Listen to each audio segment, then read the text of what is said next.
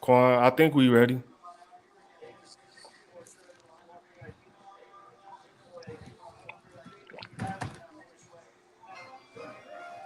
Here we go. Here we go.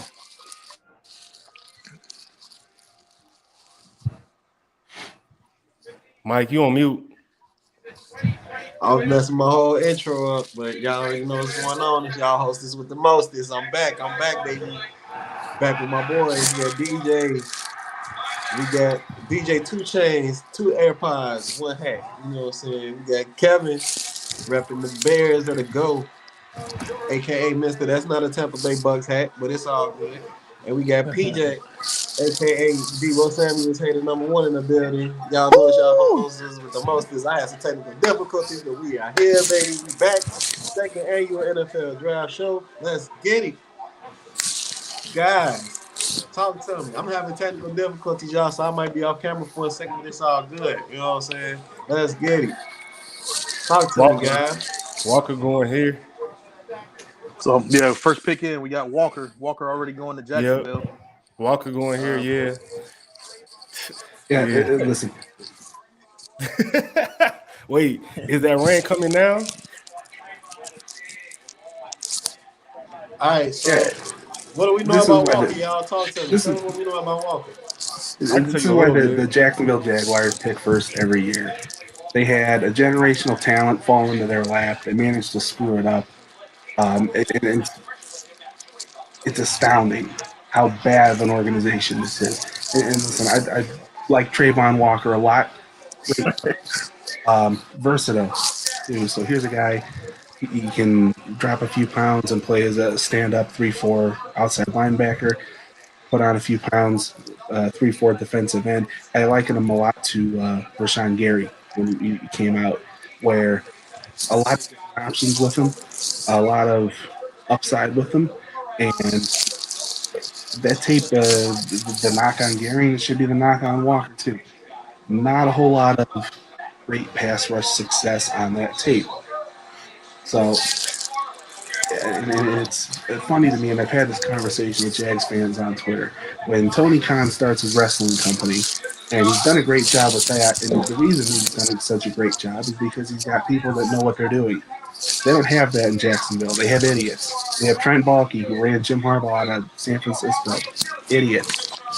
Well, let's be patient. Tony, if you're watching, I know you're watching. Let's be patient. He hasn't played a game yet. Like,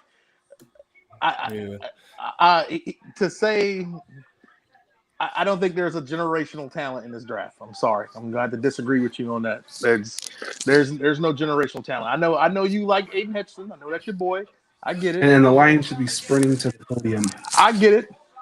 But we'll see what the Lions do. The thing about the Jacksonville, though, is Jacksonville has drafted Fowler, and they drafted other pass rush guys that just haven't had much success. They got to hit at some point. Somebody got to be. Josh Allen decent. Yeah, he's decent. He is decent. I felt like there was somebody before Fowler. Yeah, it was. But they got to at some point. One of these dudes got to stick, and they got to. I mean, but that year that they was good though, they had guys all over the field. Like they just didn't keep them all, and they had guys at every level, from the Jalen Ramseys to like Fowler had like one good solid year. Then they had somebody else. Calais Campbell probably was still there. Like they had guys all over the field. They actually hit on guys. They just didn't keep them. But this is definitely a Trent Baalke pick. But yeah, like P-Jack said, give him time, man. He only 21. And he never pulled down, like he never was a full-time rusher.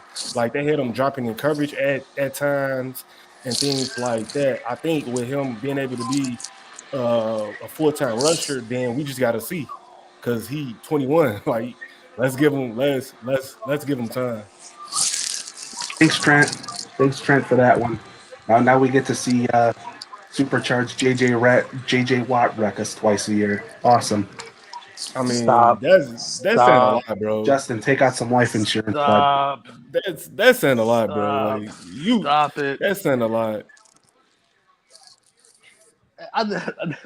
there's a lot of bias coming with Cam right now. Exactly. And I get it. Please. You're a huge Michigan because fan. before last year, come on. Because prior to this year, was anybody talking about him? Not as a top 10 draft pick, they wasn't. Exactly. So you saw you talked about Kelsey's eye for talent. She identified him in high school. Shout out Kelsey, I know you're watching. That's cool. She was the only one. But as a top 10 guy, yeah, like they wasn't talking about him until this year. Yeah, I mean he had a decent year the other year. I mean he stayed hurt. I mean he played with some talented guys. I mean Michigan's put some pass rushers in the pros in the last 2-3 years. That's kind of been their thing. And like I said, I don't want to take away from Duke because I got to see his Ohio State game in person. Like he took over that game. I think he is outstanding. I think he is good, but I'm not calling him generational. I've seen other pass rushers come through in the last few years that I would have rated higher. That was a culture pick for Detroit. They're hoping like you said, I don't believe in that whole culture shit. Talent over culture. You got to have guys that win. Winning changes cultures, not guys with an attitude playing with guys that still want to lose. So I hope he go over there. You know, back-to-back years, you took some studs on the offensive line and defensive line. So you see what the Lions are trying to do. That's where they want to win in the trenches. So it makes sense. You just got to come out and perform. Yeah, culture don't matter, but style does. Like, you know, certain teams are going to draft certain type of players, certain style of players. And I think that's a bigger like thing to talk about as far as like fit, because culture don't matter, like you said. If you start winning, then you hear guys say, "Yeah, we got a winning culture," or that's a certain coach type of guy. But it all starts with like winning. And then if you don't win in the trenches, like you're not winning nothing. Like I don't care who you got as quarterback. Like if you don't win in the trenches, you're not winning nothing. And so I think that's what we're gonna see for this drive. Skill position guys, but we're gonna see a lot of guys that's in the trenches go. Oh yeah, I mean you're gonna see it. I think you're gonna see the most. I wouldn't say the most, but you're going to see a lot of defensive players fly off the first round. There's some good corners. There's Kyle Hamilton at safety. I love him to death. Some good linebackers. What you like about Kyle Hamilton? I love his range. Like he made a play in the Florida State game that just I won't forget, where he was on the other side of the field and the quarterback threw an awful pass, and the way he broke off his zone and got to the other side of the field and intercepted that ball. And I was like, I hate Notre Dame. I've never cheered for Notre Dame, but I've seen that dude stand out since he was a freshman, and I just really enjoy the way he played. I would hope that he don't end in with the Jets, because you know what that is out there. But I really like his game. There's a lot of defensive players in this that's going to go tonight that I really like, in comparison to the trash that's out there on the offensive side. I know Mike is excited over there. You can see the excitement on his face with his potential 2 Ohio State boys that might go in the first round at wide receiver. Yeah, I tell you, the Lions ought to be strong. Nah, yeah, those Ohio State guys definitely going. I just hope they don't go to like the Packers or something, cause I like them, but I don't want them to go to like the Packers or somebody like that. Or the Saints. I don't want them with the Saints playing with garbage at quarterback. Nah, well, that might get J-Mo garbage. J-Mo garbage. Oh, come on, man. 30 for 30, 5K. Come on, man. 30 picks in a year, but that's garbage. My boy good. My boy good for about 7 bad games a season. Come on, bro. He only played 7 last year. They was like 5-2. Be like, and then he got hurt. Something like that. Come on, man. Give for 3. Stingley. I saw that one coming. Stingley, yeah. Well, yeah. I had every pick. I thought Thibodeau was gonna go 2. Hey, and Stingley. I had who Stingley had every going pick 3. in the top 3? Who had every pick in the top 3? You had Stingley going 3? Yes, I did. You'd know that if you read our site. Kevin, I don't need you. I don't need you doing all that. My site plug. Proceed with the show. So I saw a wager. Sauce Gardner was minus 190 to be the first cornerback taken. And this dude in this group I'm in, he like hammered that shit, like put like 2K down on that shit today. Oh, he's an idiot. And I was like, I don't know. I was like, it'd be best to find like a top 5 or a top 10 or something. To be honest, I don't know how anybody didn't see Stingley being the first corner off the board. He was another one, DJ, where they tried to criticize like his tape or try to find little things and nitpick about his game. Everybody remember how good he was his freshman year, and then he played. He practiced with them LSU wide receivers, and he was giving them hell in practice. Like everybody know how good he was, and he played terrible. He was also last year, hurt the last 2 years. Who did it? Well, exactly.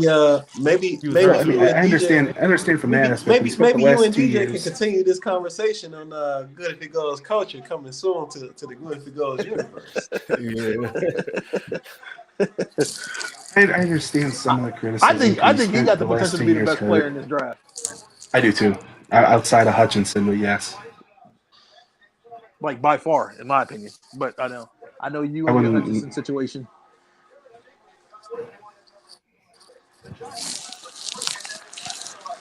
I think he's going to be a star. A great fit for Lovey's defense there.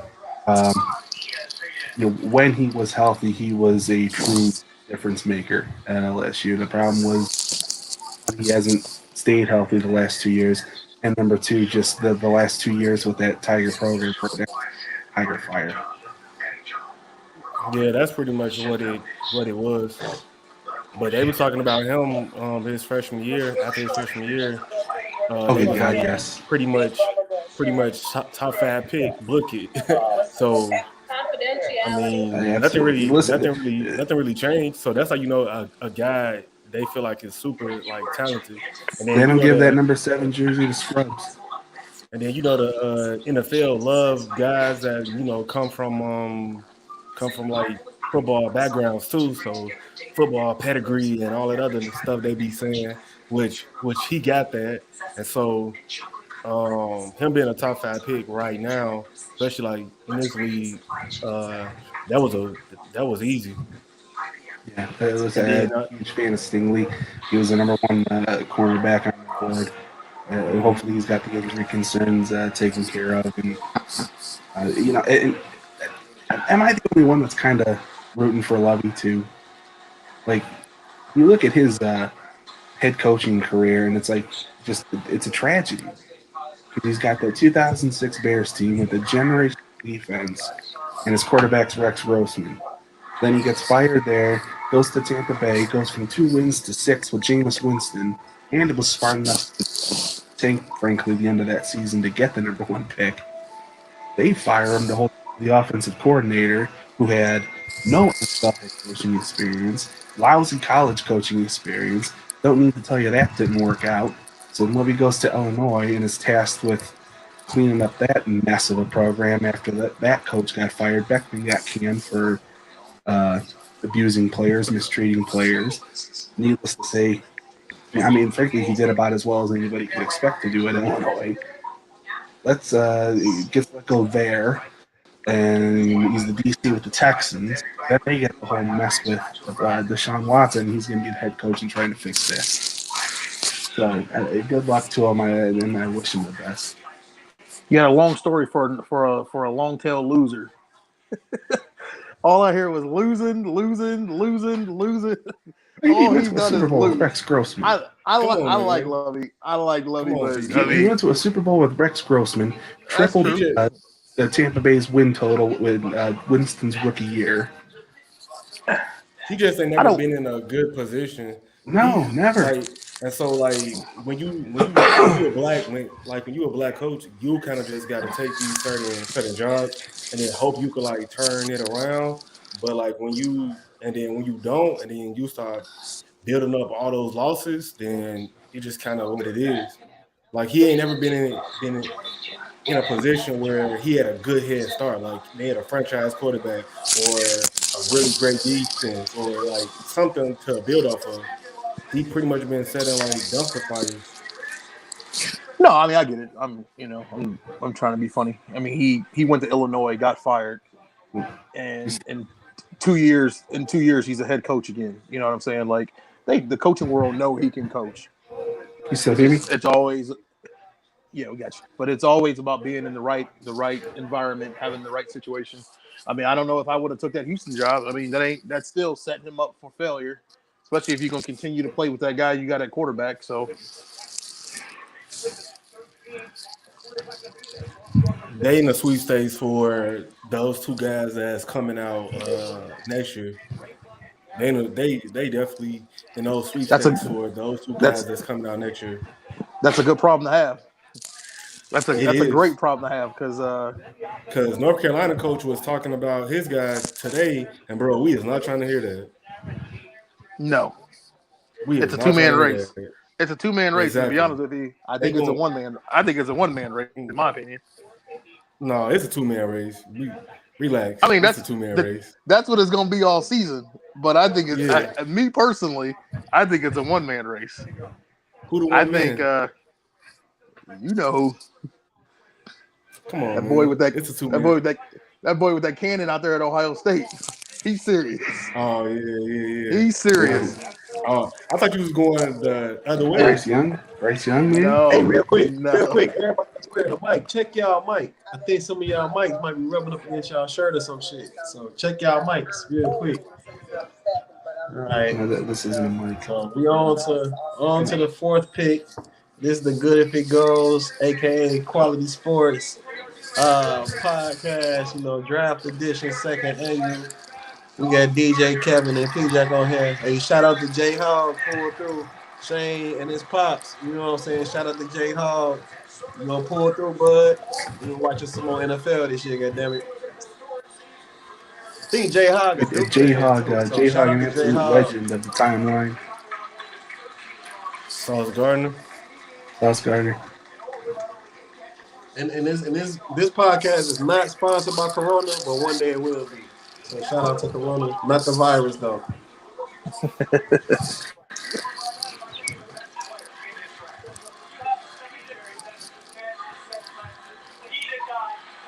Regardless of how good Sauce Gardner is, I think for Cincinnati to see a player go that high, like now you hope you get players that want to go there. Like no matter where you play, you can go in the top 5 anywhere. But Cincinnati just coming off the playoff, getting a guy drafted in the top 5, like that's a big recruiting tool, right? That's huge. Like how high you think Ritter gonna go?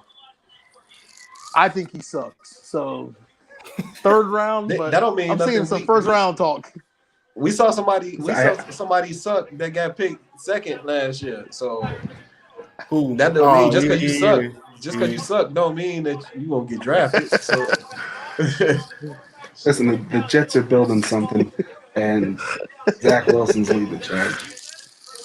And they got a good one to soft Zach start. Wilson, awesome quarterback at BYU. He won me a lot of money his last year. I promise you. Except for that game against Coastal. So what I see on the Jets is Zach Wilson against Coastal, but it's every week. So they building something over there? They're building something. Who they best offensive weapon on the Jets? Well, probably whoever they take it in the 10. I was just about to say, right? I was just about to say, whoever they draft. They're building. Now, as far as the Desmond Ridder question, I mocked him number 32 to Detroit. I think that's a guy who. I mean, I'm kind of with P-Jack here. I don't think he's that good. I had a 3rd round grade on him. I think he's a quality backup, and that's it. But I think he's intriguing enough as a player that somebody's going to take him in the 1st round and get that 5th-year option. And I think Detroit could be that team, sitting behind Jared Goff, unless Detroit's going to move up for not one of y'all Willis or Pickett, but I don't see either one of those being particularly safe options either. Turn y'all TVs down in the background, please. I would rather hear y'all than whatever terrible analysis y'all listening to. Yeah, that's definitely. I think that's Schwab. Yeah, because mine is on like one. Was that PJ? I like Reddit too. I think, kind of like that ceiling, like you said, Schwab, quality backup. Dude know how to win. Now, granted, the conference he was in, okay, like, they wasn't playing like no world beaters. But I think he can play some winning ball for you. I've been watching him for a couple years. One of my old students was an edge rusher at Cincinnati. So when they beat, they were going back and forth with Memphis for the conference championship 2 years ago. I was watching him a lot. And dude, he navigates the game pretty good. I think he got a good understanding of the game.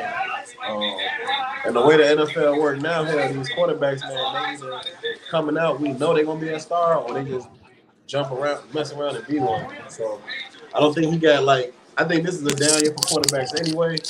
But I feel like if a team overdrafted him, I wouldn't be surprised, like at all. So thanks, Schwab, because that was your feedback. That was your kickback. That was your TV. So like now we can actually hear instead of hearing like the background of the TV. But yeah, somebody else did say Ritter is they think he might sneak into the first round at 32. So that's probably gonna be after Malik Willis and maybe somebody else. Willis and Pickett both should be. Yeah. I mean, and I'm not that high on Pickett either, but I do think whether it's Ritter or Correct or maybe Sam Howell, someone's taking a quarterback at 32. Wait, how? You think he gonna sneak in the first round? I think it's gonna be somebody. I don't think he going higher than like third round.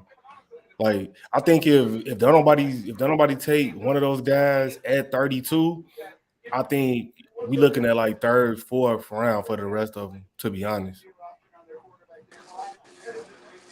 watch out for a quarterback here. They just won Daniel Jones an option. The Jets are building something. I don't know what. Sauce Gardner. I don't know what. I don't know what Sauce Gardner or if there's any markets for him going top 5, but I know my boy that bet that minus 190 and hammered that shit. I know he's shitty for that. I thought Sauce was gonna get drafted first. So PJ, maybe we'll have a remnants of what you were just talking about, man. They had a top 4 pick. They just went coming off a top 4 finish. That's major for a program like that, man. They could I'm looking at them and Houston, like these programs that are like kind of coming up. And like I know I had talked about it even with Houston basketball, like Houston just have an overall just good programs, basketball and football. And I think Cincinnati like in that same type of vein, So that's gonna be exciting to see. But I think Sauce Gardner, I saw a quote. He said like he don't even remember the last time he gave up a touchdown. Like he don't even know. Like, so I think that's kind of cool. We'll see though, man. Playing for the Jets. Who he got? He got Mac Jones throwing at him. And shit. Tua and Josh Allen. So Josh Allen and Stephon Diggs gonna tear his ass up. I'm saying that right now. Put that shit. And then all that speed in Miami, them 5-yard routes, Tua got to throw. Yeah, but Josh Allen and Stephon Diggs gonna tear his ass up. So yeah, I said that today. They gonna tear his ass up. They gonna give his ass a real introduction. I don't know about Miami. Yeah, that's the thing though. Like, I think the Jets really gonna like put him on an island. I think they really gonna do that from like day one. And I don't know if that's like he's either gonna sink or swim like quick. Yeah, they took him 4th overall. They putting his ass right up there. That's their quarterback one. Who else the Jets had at quarterback, Schwab? Well, you said they're building something special over there. He good enough. He good enough to go in the top 4 at corner. He should be on an island. But the problem is he in New York, and if you play bad, you know how the sports media get on him. That's what I'm saying. Same thing with Thibodeau. Thibodeau just went to the Giants. I thought he was probably the second best player in this draft, but he in New York and he got to show out. They gonna compare him to that high. And some of the great pass rushers that's ever come out of that played for the Giants. He got to be that next guy too. Yeah, but I had a top 5 grade on him, so this is about where I expected him. Watch here, Carolina on the clock. Look for Charles Cross out of Mississippi State. And I know that's going to be a little bit of a shock. Him coming a tackle? First tackle off the board, yeah. He is, though, the best pass blocker in this draft at tackle. So watch for that one. Otherwise, maybe Evan Neal. I'm waiting for the work. That's what I think they're going to pick, Neal. They need to trade back. They know they need a quarterback. They know they need roster help. They need to trade back. Yeah, but where are you finding a quarterback in this draft? You know it, too. Well, yeah, I know that. If you can't find what you need, trade back. Dan knows next year is sweepstakes. Giants is too. Yeah, but there's two guys. I mean, Bryce Young, I think, is going to be an excellent NFL quarterback. Look, the only guy in this draft class that I would for sure take ahead of just sticking with Sam Darnold is Malik Willis. And he's going to need it at least a year. Yeah, I think so too. But I think why does he need at least a year? To adjust to NFL defenses, to get better at making decisions. Look, the physical talents are completely undeniable with Willis, but he has made some really bad decisions. He's inconsistent on that front. I mean, even by college standards. And again, it's the same thing we talked about last year with Zach Wilson. You know, Liberty to the NFL, that's going to be a bit of a jump. So, and look, I'm actually high on Willis. He's been QB1 to me for quite some time. I think if he pans out, he's going to be just out of this world because there aren't guys that can do what he can do. But when he's not on, and it's rough. I mean, really rough. It sounds like every quarterback in the NFL, bro. Do you compare him to like a Trey Lance last year? Like I think how like people was like Lance going to need time. Do you see that same thing for Willis? I think that's a good comparison. Yeah, a good way to look at it. I think that's a crock of shit. I do. He played with a coach that know the game. Hugh Freeze is a hell of a coach. He played against teams like Virginia Tech, who he beat in his last 2 years. So it's to say that they played like it was Liberty. They didn't play anybody. No, they had some teams on their schedule. Yeah, he didn't have high quality talent every Saturday, but they played some teams. They beat some teams. He played in a bowl game. There's okay with drafting a project. Like Trey Lance was a project. Trey Lance played at North Dakota State. He may get one solid game a year. He played one game prior during the COVID season. So I get it. I totally understand that standpoint. But these quarterbacks that are out here playing full seasons for they're 3-4 year starters, and we saying that they got to come to the NFL and sit a year. I think that's crazy. You take a guy in the top 10, you throw his ass out in the fire. You let him experience the game. That's the only way he's gonna learn. I'm not saying playing the game. I'm not saying necessarily you have to sit him, but I'm saying if you play him, it's going to be an adventure, and you need to be prepared for that. That's every rookie quarterback. Justin Fields should have started week 1. They fucked around and started the redhead fuck, and they wasted time. Justin Fields was an experience every time he stepped on the field. That's what you get with rookie quarterbacks. Peyton Manning threw the most interceptions as a rookie in NFL history. That's what you get. But you live and die with that. This whole red shirt shit is I think it's silly in today's NFL, especially the way that these guys throwing the ball around. It's a waste. It's silly. Yeah, and like what they did with Mac Jones just showed the value of like coaching, because physically, I don't think Mac Jones had nothing better than none of the guys that was drafted last year. But But the coach, not the coach, but like the coaching that they put, the system that they put on in, they like basically spoon fed him and was like, hey, we gonna make it simple for you. We gonna take away half of the field. You got a couple of reads, and we gonna run the ball. We gonna do boom, boom, boom. We gonna do all these things where if you just do what we say, you will be okay, and then you can build from that, and then you learn and grow. And I feel like that just exposed a lot of coaches, because it's like they took that guy who don't got necessarily all of the physical traits that you want in your quarterback in today's NFL, and they made him like they made him to be like a guy. Yeah, they made him to be a guy. And so like the coaching is really gonna make that rookie quarterback. Yeah. And I mean, look, I went to go watch Malik play last year, all right, with this season. They played North Texas. Malik got hurt like right before halftime. They was down like 10 points. Malik came back in, and dude was clearly the best player on the field. Now, this is the mighty mean green of North Texas now, so respect to Big Joe. But no, that's not the most talented team. But you got to remember also last year they beat 3 ranked teams. Last season they beat 3 ranked teams and lost. They only lost was to NC State, and they lost by 1 point. Against your boy Zach Wilson, Coastal Carolina smoked Zach Wilson. He beat Coastal in overtime, and I think he ran for like 4 touchdowns. He just put the fucking ball in his own hands and ran 4 touchdowns and won the game. So they beat 4 ranked teams under him last season.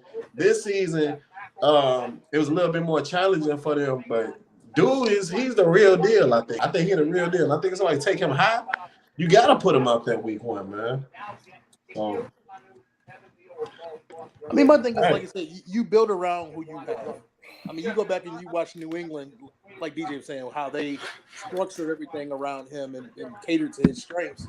You go back and you watch Buffalo versus New England, that crazy game where the wind was crazy and all that snow. Mac Jones threw 2 passes.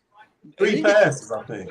He didn't get criticized. People didn't come out and say, your quarterback sucked. That's why we didn't throw 2 passes. No, you catered around what your offense had. You didn't let him go out there and fail, and you ran the football. Now, the conditions made it that reason, but the man threw 2 passes, and there was no criticism. Throw your young guy out there and let him learn. Let him play.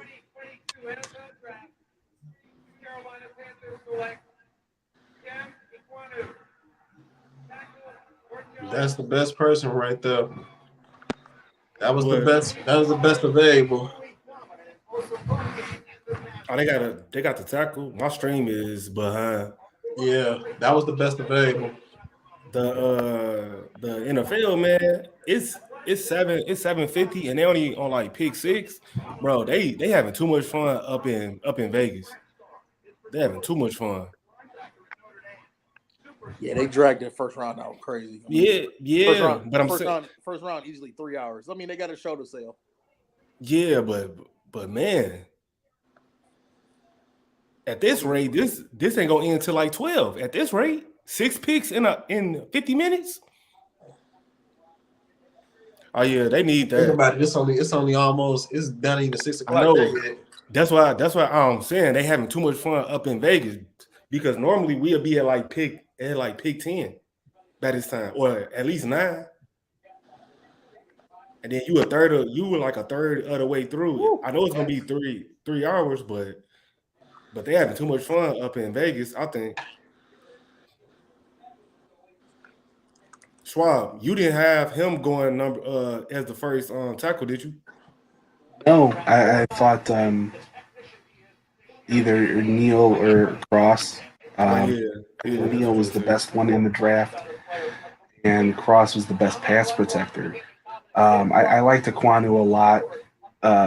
Tested really well at the combine. Great showing there. Right now, a better run blocker than a pass blocker, so that could use a little bit of work. But a lot to like about this guy. No, they gonna have to have, He had a great combine. Yeah, he gonna have to. I mean, because they need all the help they can get for the Panthers. We feel slighted or cheated, be a situation that could lead to anger. Somebody TV's loud. think that's Mike.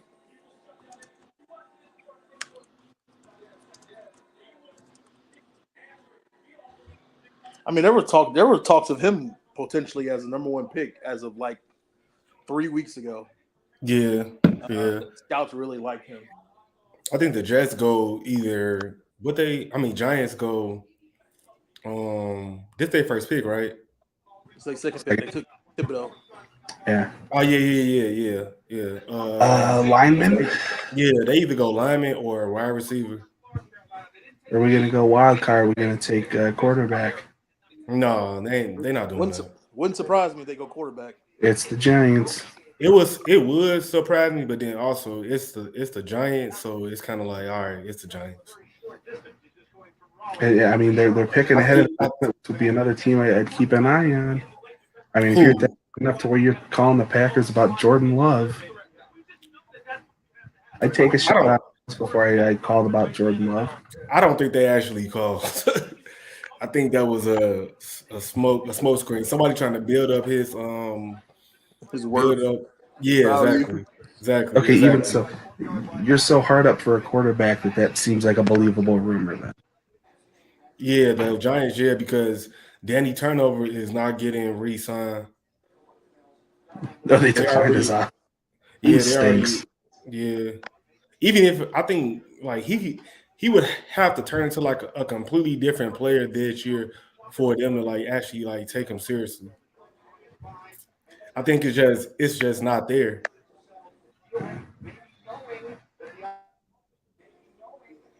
And like physically, he's a better athlete than what I thought, but like mentally, he missing a couple of things, including just holding on to the ball. But I think they either going they going wide out because they was trying to get rid of Tony and whoever they just signed last year. Your boy from the Lions ain't do nothing. Well, that whole situation out there is weird. Like you put those stories out there about Tony this week, and then then one day before the draft, you announce that you're not picking up Daniel Jones' option. It's like I don't know what the Giants are on. I don't know what type of message they're trying to send out there. But to do that, the message is that they don't know what they're doing. That's the message they're sending. Yeah, new GM. They got a new GM, right? Yeah. It takes a lot to make Dave Gettleman seem like he's got a coherent plan, but yeah, new GM and new coach. So it's kind of like, yeah. I mean, there's nothing wrong with sending a message. Good pick. Oh, there you go. Yep, that's a good pick. They building in the trenches, back-to-back lineman picks. Yeah, that's what I said. If you don't win the trenches. So I knew they was either going lineman or one of those tackles, or they was going wide out. Because they're gonna need a wide out. They'll probably get one in the second round.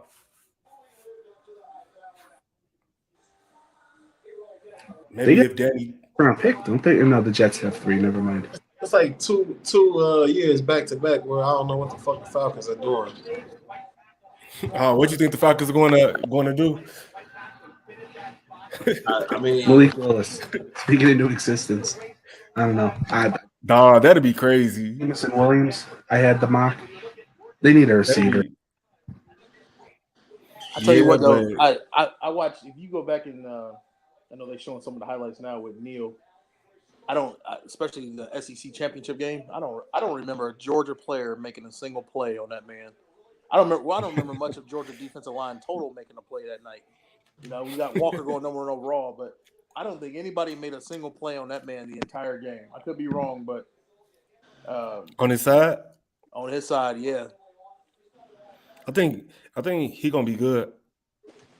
It's just that it won't matter when it's Danny Turnover as your quarterback. So I think they'll get a quarterback.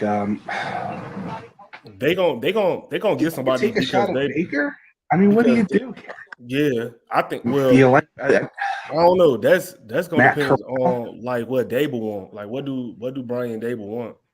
Because if you take that, if there's somebody who could maybe make something out of Desmond Ridder, Dable. I mean, if you take that shot at Baker, like he has to start because what are you bringing him there for? Because he has that contract. Like, you talk about that with Dayball. Malik would have been the perfect spot for him then. Yeah, because of his system. Yeah, but because in Dayball's system, you need an athletic quarterback. I don't think it works with like some guy that's just gonna be sitting in the pocket. Well, the thing too, there's a lot of teams out there with multiple first-round draft picks. I think once we get to about pick 13, I think you're gonna start seeing some of these trades start flowing through. Somebody gonna get back in the first round and go come after some of these quarterbacks and some of these players that's out there. It wouldn't surprise me if Malik go past Pittsburgh at like 15, 16, whatever pick they got, then I think something big is gonna happen. You got Houston at 13. You had who picking at 12, Kevin? I thought it was Minnesota. I mean, I don't know how long Minnesota want to hold on to that bum out there. Minnesota's picking 12. I mean, they just recommitted to that bum, so. Oh yeah. So he's not going nowhere. So yeah, that's a wrap. Yeah. Big money. Yeah. That's an organization. Big money. That's an organization committed to losing. Yes, guaranteed money. and look, here's the thing too. I mean, I can understand ditching Kirk Cousins for Kenny Pickett. They basically did the same type of. I think that's the thing. Like, I think their window is too close to closing for any time on developing Willis. I don't know. Who, the Vikings? The Vikings. I mean, they got some guys that are just aging. They core star guys are all young though. Yeah, that's what I was about to say. Yeah. Justin Jefferson and who? Dalvin Cook. He's always hurt. Dalvin Cook, Justin Jefferson. Dalvin had a good year last year. Hurt. Yeah, he missed a couple of games, but yeah, he did. I don't know what the Falcons is going to do. They do need a wideout. I'm guessing Garrett right here. They need everything, the Falcons. Yeah, listen, I mean, there are like 7 wide receivers I have kind of all together as far as, you know, there's not one that really separates that much from another one. I'm looking at my board right now, and I had Jamison Williams, he's number 1, Drake London 2, Wilson 4, Burks 5, Dotson 6, and Chris Olave at 7. All of them with grades ranging from the early to mid first, kind of where we're at now, and then late first, early second. But really, any of those guys, I mean, you could take any of those 7, and I think you're getting a quality wide receiver. So I don't think there's a true star like there was last year with Jamar Chase, but there's a lot of really quality receivers here. And it's London, and I understand that. I mean, he was outstanding. London. Okay. Yeah. So I'm looking at kind of a comparison with him. Wow. A big body, great ball skills, possession receiver. Not the quickest guy in the world. But, over Garrett Wilson, though? Get those deep balls. I would have went. There's 7 Wilson. You know, there's. I don't think it's necessarily so much that he's better, but it's which one do you like?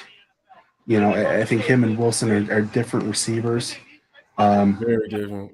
And Wilson plays bigger than what he is too. He is, but I mean, he's like 5'11". and they're comparing him to Vincent Jackson right now, and I think that's a good comparison too. So, my thing though is I wish Shane was on the call with us tonight. Shane, you know, we know with your family. God bless to your father. But Shane last year called Kyle Pitts, you know, that was the worst first-round pick of the draft last year. And, you know, remember Kyle Pitts was this guy that was the hybrid that can play quarterback, tight end, receiver. He's going to be a guy for the future. And then all of a sudden you back again drafting a receiver in the first round. That's a bad pick. Maybe Justin Fields was the pick, and now you're picking your star receiver to pair with him this year. But if your NFL comparison is Vincent Jackson and you going in the top 7, I'm not. That's tough. I'm not one to judge on NFL comparisons. I saw Drake in a few games late last year. That dude really started to. Once they got that quarterback settled, he played really well. But I personally thought Wilson or a quarterback should have been in play here. But yeah, I would have went Wilson because I think more big play potential, especially with Marcus Mariota as your starting quarterback. I feel like Drake. Who's the best big receiver in the game today? Best big receiver? Yeah. Mike Evans. Michael Thomas, maybe, or Mike Evans. Mike Evans. I'll go. And that's who I see him as. I do. No, if he Mike Evans, then that's different, though. If he Mike Evans, that's different. Mike Evans is on his way to the Hall of Fame. So, and I see a lot of Mike Evans in him. Yeah, if he Mike Evans, that's different. It's a good pick. If he Mike Evans, that's different. He's got his moments where he definitely looked like Mike Evans. I don't know if he Mike Evans all the time. He had his moments where he looked like Mike Evans. Yeah, I mean, if you get him, if you get the quarterback to get them the ball, him and Pitts, they match up nightmares. Now you still need somebody in the slot that's going to be able to take the top off of the defense and just to spread the field. Because when you have like two big guys, you still need a change of pace guy. But also it's the Falcons, so who knows? Because Marcus Mariota ain't never really like, spread the ball around type of guy. So maybe they starting quarterback as of right now. So I mean, I would have went for a different change of pace guy because you kind of got two guys that's going to do the same type of things. And Kyle Pitts is a good player, and he probably in the next year or so going to be a top 5 tight end in the game. But y'all still don't got a quarterback. No, I mean Kyle Pitts is going to be moved all around the field. He going to catch a lot. Yeah. Kyle Pitts is going to be a match of nightmare, and he was good last year. It's just that who knows what that team is doing? Like they in transition. They probably in those sweepstakes for the guys next year too. That's what I'm saying. You had an ugly Matt Ryan situation last year, and then you draft a hybrid tight end with your first pick. Then you lose your quarterback. You don't really have a true quarterback, and then you come back and draft another receiver. Like you just put these young guys in a bad spot. Like go solidify that position definitely in that division. Go get you a quarterback. Unserious franchise. Because in that division, it's always turnover. So Brady not gonna play till he 50. Well, at least I hope. I hope not. I'm not a fan of Baker, but I mean, at least that makes somewhat some sense. Yeah. Because at least you kind of like somewhat stable at that position. Like you got somebody that's okay, serviceable. And I hate Baker, but he's serviceable. And at least you got somebody that's serviceable. So then y'all can mess around. You put some more pieces together. Your division is not really like that. And so, you can make a run as far as like getting to the playoffs and then build from that. But they really just building, like they just putting guys in like they just putting guys on the field, and it's not really like fluid. It's not really like all right. This is They just plug and play. It's a Super Bowl loss. That's what they do. Yeah, and that's not good. That's not how you win. Like how we was talking about the whole like culture thing and how that's like nothing, but at least like with certain teams, they're gonna have certain guys or certain type of systems, like, and they're gonna be fluid. The team is gonna flow, like like a team like the Steelers, they're gonna want to run the ball, play good defense, so they're gonna draft guys that's gonna fit that. They're gonna not have a bunch of coaches come in and out. They're gonna do what the Steelers do. And so, like, with them, I don't know, man. They just kind of just do whatever.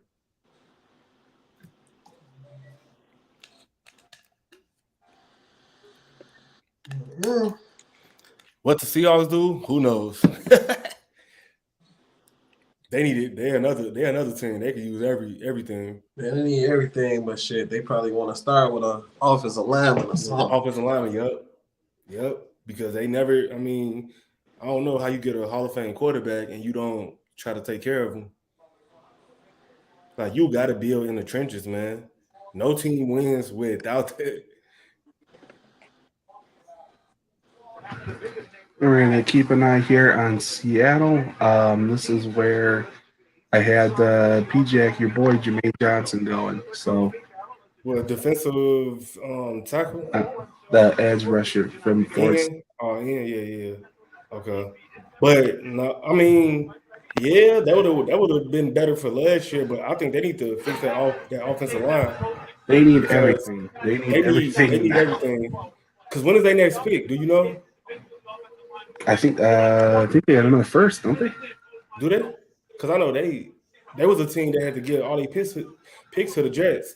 No, they probably don't. No, they got 40 and 41. Yeah, because they got to get their picks to the Jets from that dumb Jamal Adams trade. Yep. So right here, man, you gotta take. Listen, I love Prince, but that was a bad trade. Yeah, he's a good player, but that's not what you're doing. That's not what you need. No.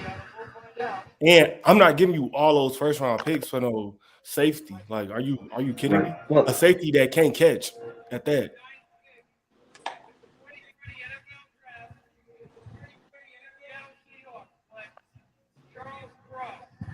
Okay. Yeah. Never your boy. Their offensive tackle.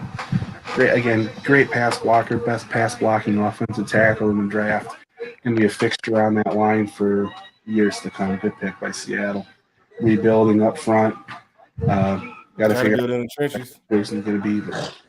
They're gonna be in those sweepstakes too for those top two guys next year. Some teams gonna be salty. Yeah. Some teams gonna be that's salty. That's a smart move, though. When you got Bosa, you got to deal with. You got to deal with what's my man from that's with the Cardinals now. No, he left the Cardinals. Chandler Jones, he with the Raiders. Yeah, Chandler Jones I think with the Raiders now. Yeah. Somebody else is out in that division that can rush the passer, so it makes sense. Wait, what's their division? Oh yeah, them guys and them guys with the Rams. Yeah, right. There we go. yeah, them guys with the Rams. But that's just a good pick because they haven't protected the quarterback in so long. That's part of the reason why Russell wanted to leave. So that's just a good pick just off of that. Yeah, but that looks so crazy to do it now after he gone. I know that's it's so backwards. And come and think about it, they could have had 2 rings. They should have had 2 rings in the modern NFL, and then like been one of those teams that we talk about in a different light. But they squandered their opportunity and then didn't get back. And then your franchise quarterback leave because y'all don't do the things that y'all supposed to.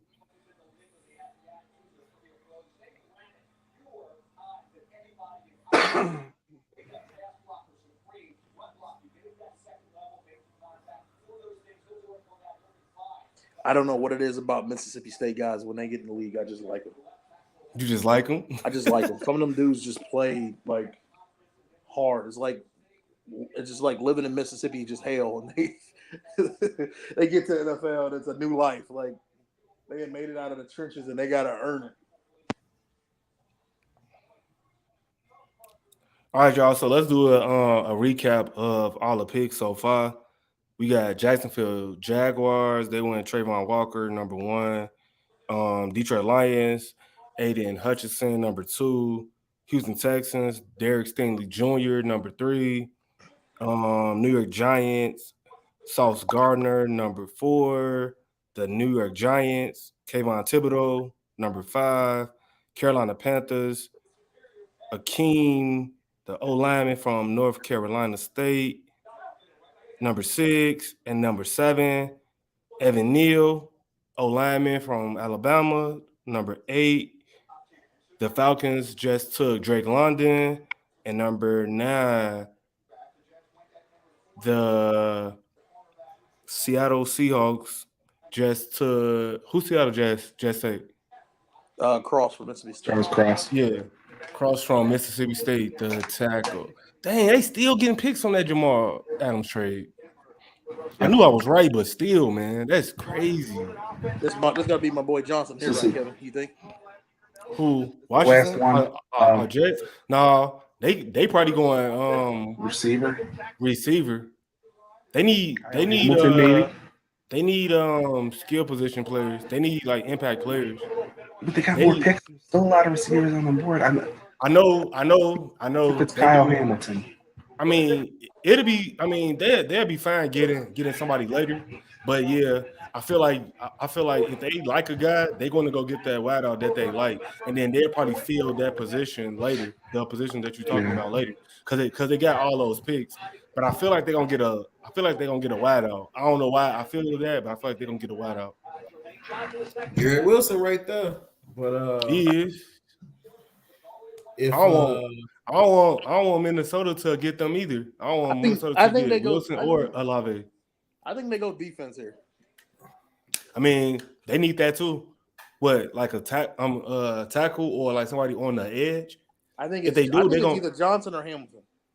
Yeah, they need that too. They another team that needed it all.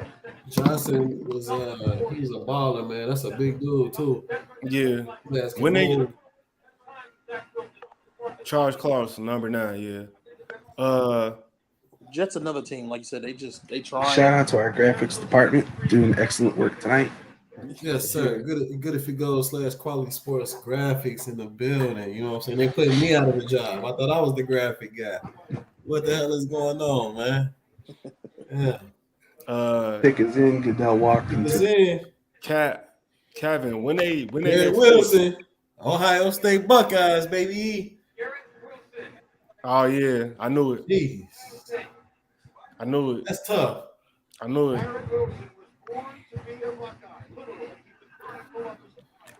Oh well. I knew it. Let's see how much money he asked for in 3-4 years. And getting the hell out of New York. He gonna be that guy?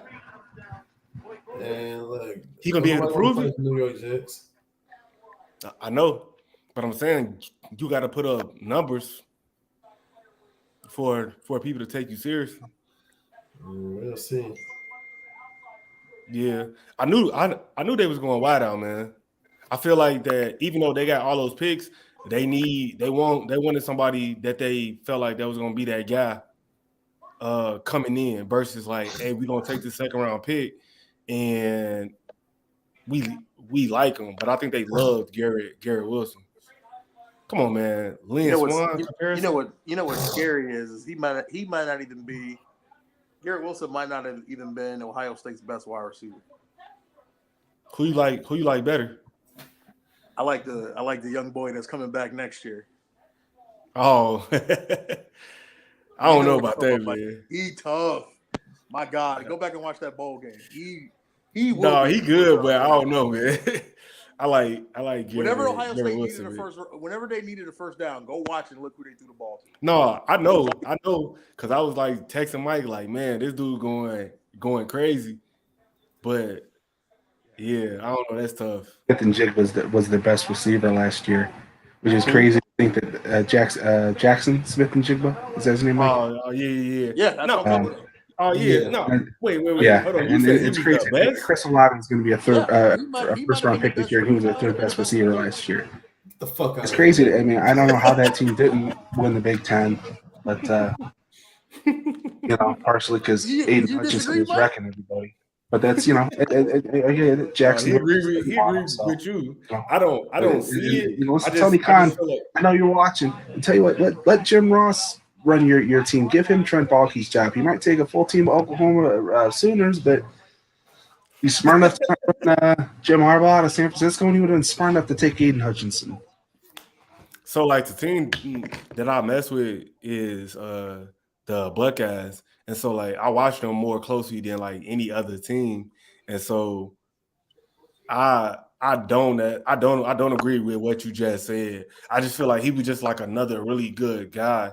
And then those guys were so good that Jamison Williams didn't even get on the field and had to leave the school. And so I just feel like that he's just going to be like the next guy that's going to be a first-round pick next year or whenever he can come out.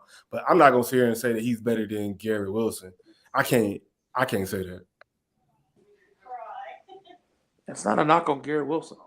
Garrett Wilson. Yes, the fuck it is. It's not a knock on Wilson. What games did y'all watch? That's not What games did y'all watch?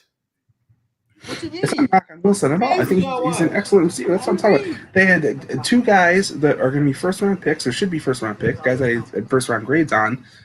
Plus, they had Smith and Jigba, who I think is probably going to be a top 5 pick next year. I mean, he just looks so good so quickly. Right, that's He what I'm saying. can play inside, outside, create havoc everywhere. Again, it's not a knock on Wilson at all. Yes, it is, bro. He wasn't better than him. Like, don't y'all realize when you got somebody on this side and you still catch 10 damn passes, you're only catching 11 passes because this motherfucker can't catch more because he gets double teamed every time. Like, did you watch what he did to Michigan? Easily. They bracketed his ass and shadowed him the whole game. And he still put up like 10 catches for like 120 yards and a touchdown on y'all. Yeah, but Smith Najimba is good, but he's not going to have the numbers he had this year. Like them big games, like he had like that 300-yard game or some shit. He's not going to in the Rose Bowl. Both those guys were already gone. Olave didn't play. Wilson didn't play. It's not going to happen again, bro. Torched him anyway. That's what I'm saying. It's not going to happen, bro. It's not going to happen again. And why am I arguing that your guy is really good? I think he's good. He's not better than no goddamn Garrett Wilson, though. That's why Garrett Wilson is a top 10 pick right now. And he's then not better than him, bro. Smith and Jigba is the receiver off the board this year. He's that good. I get a better argument. We talking about pro football here. We're not talking about. I'm talking about pro football too. And Jackson Smith and Jigba would have been the first wide receiver. He would have been wide receiver 1 on my board this year. He's that good. Your board would have been fucked up because that motherfucker was not the best on his team, let alone the best in his class. But you know what? We're gonna say that argument for this time next year, folks. So remember, 2023 draft. You heard it here first. Our guru, the Schwab, he said Smith and Jenga is going to be the number 1 receiver off the board next year. Y'all heard it here first. If he's going to be number 1 this year, he will be number 1 next year. I want you to Y'all heard it first. I want you to go ahead and clip that audio. So when you try to celebrate this next year, we're going to tell you hell no. I'm going to celebrate the shit, hell yeah, but not this year. Hell yeah, I'm going to celebrate it. Hey Schwab, when is the Jets picking again? They pick again at number. Oh come on, I got it. They don't have 3 first. And shout out to StreamYard too. I like this little interface right here. You know what I'm saying? Shout out to StreamYard. You know what I'm saying? We rocking on the Qwality Sports Podcast. You know what I'm saying? On the StreamYard too. You know what I'm saying? We changed it up. You know what I'm saying? Fuck restream. You know what I'm saying? That shit was confusing as hell anyway to do. You know what I'm saying? Fuck restream. Restream the ops. You know what I'm saying? Bang, bang, StreamYard game. You know what I'm saying? We on here on the pod, though. You feel me? We changed shit up. You know what I'm saying? This man Quan, you know, still waiting on 15K, so that shit ain't changed. You know what I'm saying? But, shit.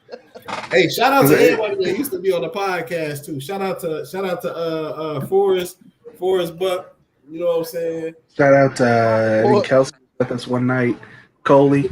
Yeah, Coley glowed up on us, man. Coley, it's gonna take like 5 bands to get Coley on the podcast. And Coley replaced me that night too. I wasn't even on that. You know what I'm saying? You gonna have to come out some bread to get Coley back on it. Coley, I know you watch it too, bro, because Boston ain't playing tonight. So you know what I'm saying? Quan funny as hell. All right, I tell you. Celtics in 6. Here's your boy Mike, Jason Tatum from Duke. Here's his coming out party. Yeah, well, he gonna have to go his ass back in because he get to play against Giannis Antetokounmpo. And check the tweets, baby. 2013, I told y'all Giannis. It's almost been 10 years. I told y'all motherfuckers, and now everybody jumping on. We'll see who that guy is because this series is going to tell us. Well, I mean, we saw who the guy was last year and the year before that when he was the MVP. Then he was defensive player of the year. Then now he's the finals MVP. So he's clearly the guy. What's crazy is this not even the series to get to the finals. It's just like, all right, y'all niggas just gotta go play somebody else. Like, so if Tatum, but like This gonna be the time where Giannis is gonna have to he gonna not have to play with like a full team. Tatum got like all of his guys, and so like this gonna be really interesting because missing Chris Middleton is big. And if the Bucks still win, I ain't trying to hear from nobody else. So, okay, the Saints on the clock now. Kevin, what you think here? We got their trade. I don't know what it's quarterback, isn't it? They're moving ahead. Ain't no quarterback. It's either quarterback or they move up. Why they got the Chargers out here? It's just I have no idea what they're doing. Yeah. Saints need a lineman. Yeah, because they just lost their lineman. Yeah, but there's plenty of O linemen. They didn't have to move up together. Oh no, they need a wideout too. There's plenty of wideouts there. Yeah, and hell, I thought Gary Wilson was gonna be there. So, I mean, they gonna. I thought Washington. Who did Washington get? They traded the pick. They traded the pick. Oh, Washington traded the pick. All right, my stream is behind. So who did the other Saints tweet? Shout out to Stream East. If you need a NBA, NFL, any type of stream, holler at your boy. I got you with that Stream East. You know what I'm saying? Keep it quiet though. Shout out to Stream East though. You know what I'm saying? I got what you need. Hey, that shit came through the clutch for NFL Red Zone. As long as we're doing shout outs. Hey, shout out to my boy Scott Hansen too, aka the Red Zone God. Opened up the draft in Chicago in 2016. Yes, sir. The Red Zone God. As long as we're doing shout outs, I want to shout out to Grandstands where I got this 2019 draft cap, 600 West 35th on the south side. All sorts of city exclusives. Stop in if you're going to Sox Park. Maybe they'll send me some money. Okay, Schwab. I hear you. Shout out, Good If It Goes Jam. We'll be back next season. Yes, sir. Hey, man, I think we need us a NBA Finals edition of Good If It Goes Jam or something, man. You know what I'm saying? The people want that show. They was digging that shit. The people was fucking with that show. You know what I'm saying? I'm with it. Yeah, we might have to come back, man, just in time for the NBA. You know what I'm saying? The finals, man. I got some shit up my sleeve for that Good If It Goes Jam, man. Some shit up my sleeve for that. What did the Saints pick? I mean, what did they trade? So clearly they traded up, and then they giving them a what? Well, Chris Olave, let's go. Yeah, wide out. Let's go. I knew they was going wide out. Why did you trade up for Olave? I don't know. Probably because I mean Houston could have grabbed him. That might have been their guy, man. Like Yeah, it might have been their guy. I guess. Sometimes you go take him. No, they about back when the draft, they was talking about him. Saints was before the draft, they was talking about like moving up for him. So the biggest and probably worst example I have of this is think about when the Giants traded up for Daniel Jones. Like that was their guy. That was their guy, straight up and down. They probably would have got Daniel Jones damn in the second round. Like I think Bro still was gonna be there by the time they had another pick. And they traded up, I think they traded to fifth to get Daniel Jones.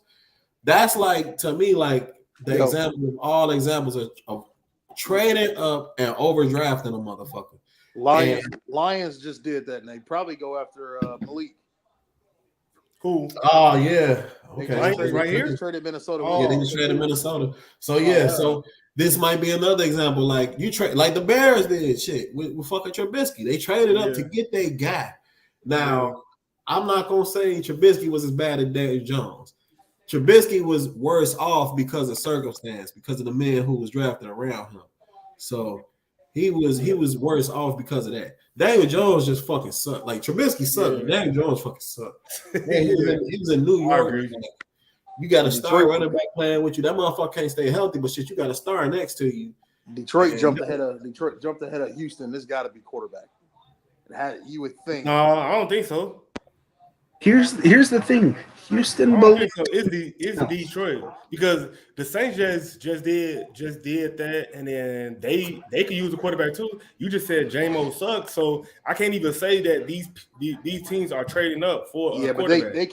But they still got Taysom Hill on the books. There's no way they could take a quarterback right there.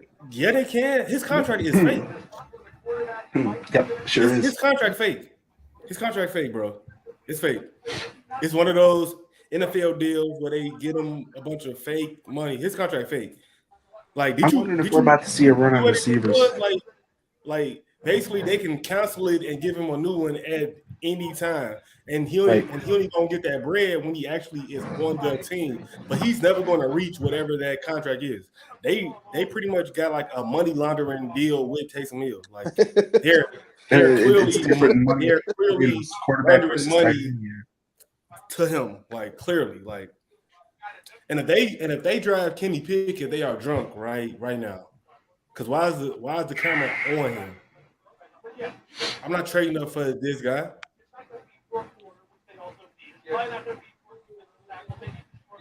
Kenny Pickett gonna be a late first round pick, I think. Probably I so. Pickett's, I think he's the safest quarterback, but I don't think he's. I think he's a guy that you can win with, but he's not a guy that's going to win for you. Like a Mac Jones. I think Mac. Yeah. I'm thinking Kirk Cousins. Kirk Cousins. Okay, I like that. Pickett Jones is better more than athletic. Pickett. More athletic. Kirk. Man, Pickett.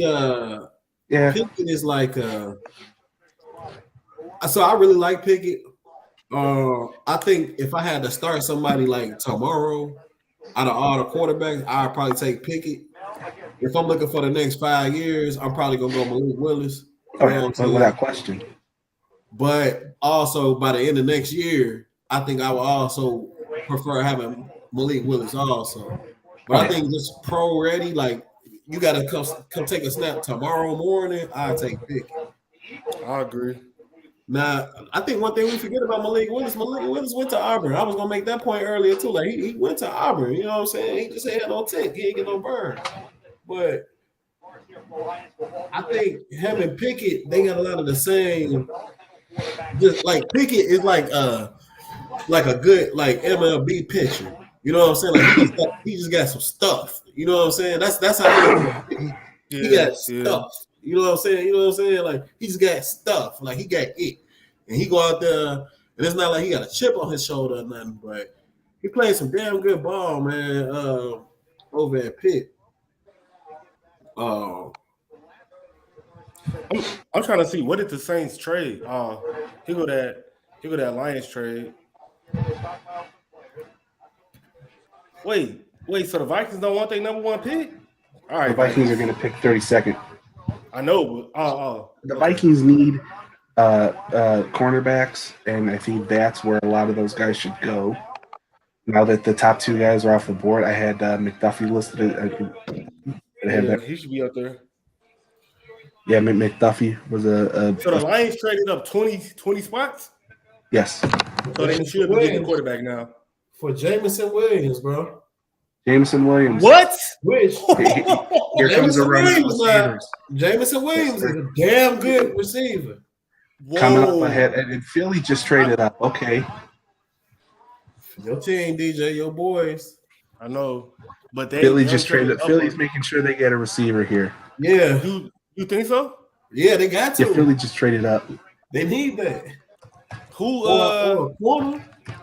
Corner, yeah. Who? McDuffie? McDuffie probably. Yeah, because they're not trading up for no linemen. McDuffie pretty damn good too. Jamison Williams, all right, Bears. That's somebody else y'all gotta cover. But it's because the receivers gone, ain't they? Jamison was the last of the. Last of the top. Yeah, it's what's my boy from Purdue? I think. No, he's going later. That dude from Western Michigan, pretty damn good too. But what's his name? Sky Moore. Oh, okay. And Burks from Arkansas. And Traylon Burks here. Yeah, but he's supposed to be going later. Yeah, but I thought this is kind of the top end where I've seen. They got Jamison Williams, Jahan Dotson, the local guy out of Penn State. Oh, we talking about like a big dude, like Burks is probably that dude. Like they compare him like AJ Brown. You know what I'm saying? Yeah, Dotson tough too. For Penn State, right? He tough. Yeah. Dotson, that's what I was thinking of. He's smaller though, but he like Dotson too. He like that Tyler Lockett type of build. You know what I'm saying? Like that's smaller, but he got fucking hands though, and he got speed. Like he a smooth ass player. So yeah, man, them receivers, wow. Yeah. Here's the run. So, well, thank God nobody taking no running backs yet, because Shane would be on here fucking going crazy. If we really want to get nuts here, maybe Christian Watson. Nah, hell no. If they do that, I'm done for the night. Because you're not trading up more picks just for him. Like this Jamison pick for the Lions, because they trash, okay. Like, all right, it's the Lions, but the Eagles didn't really need to do that. Because whoever they probably about to pick probably would have been there. And then I'm not about to trade up for no Christian Watson. Like, yeah, he was getting a little first round buzz a couple weeks ago, but it's like other guys passed him up. He's the number 3 wide receiver on my board. I think Watson. I think you got him over. Hold on. Who you got him over? The only 2 I had in front of him, and to be clear, okay, I had 7 guys that I thought were all first round caliber talents. The only 2 I had ahead of Watson were Williams and London. I think Watson is a guy. Wait, over so Olave, you fucking you got him over Olave and Gary Wilson? Mm-hmm. Oh, but wow. I kind of had them all close together. Now, I think because bro, his guys with his size and speed don't come along every day, and when he adjusts, when he gets that whole route tree down, look out. Yeah, but like he haven't really played anybody, and then the production too. I'm not taking him over. Sure, that part I get. Ohio State guys that I've seen rack up numbers. Granted, they have that part I get. They have played with 2 all-world quarterbacks, but that don't mean nothing. You still got to go out there and run those routes, catch the ball, and then produce in those really big games. I'm not about to put him over no North Dakota State guy who, yeah, that's a good program, but they out there playing against who? Like, nah, I can't do it. Nah. Now, if you tell me he goes sneaking to the bottom of the first round, then okay, because his speed is special, but like, and then speed kills, and you can't teach speed, but you got guys, you got just as fast guys. Olave and Wilson running 4.2s, 4.3s, and they produce in the Big Ten on the biggest stage in some of the biggest games. And so I can't see it. I don't know what the Eagles doing right here though. Like, now if Olave or Wilson was still on the board, I would understand it. But I don't know what they doing right here.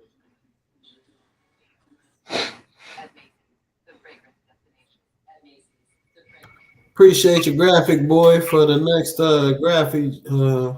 Jamison Williams, formerly the Ohio State. Boy, fuck you, don't make me come out of the I think at the time Hey man, I think the white boys on FTN need you, man. They calling you. I heard them. Decline. That's how it's gonna be. Decline. That's how they call you. Get the fuck out of here, man. I'm the head nigga in charge here. What the fuck is going on, man? This nigga fucking come on, man. They didn't really take care of me. Hey man, get the fucking graphic back, man. Don't fucking come back over here unless you gonna bring the graphic Well, you back, know what? man. Okay. True program, nigga. He said decline. It's Jordan Davis, isn't it? Decline. They're going to move ahead of. Thank you for putting the graphic back up. They're going to move ahead of Baltimore and get him. Fucking stat boy. Who? Jordan Davis? Jordan Davis. Yeah. I don't like the fact that motherfucker come in and out the room like that either, man. We gonna have to do something like that, man. Fucking shout out the StreamYard though, man. Shout out the StreamYard. You know what I'm saying? Yeah. All right, Eagles. Man, we ain't did a pod in a while, so I miss it. Yeah, I miss it too, man. Shit, we back though, man. Yeah. Jordan Davis, I wouldn't be mad for a team like the Eagles. I wouldn't be mad at that because Jordan Davis is a monster. Him and Fletcher Cox, tough. Yeah.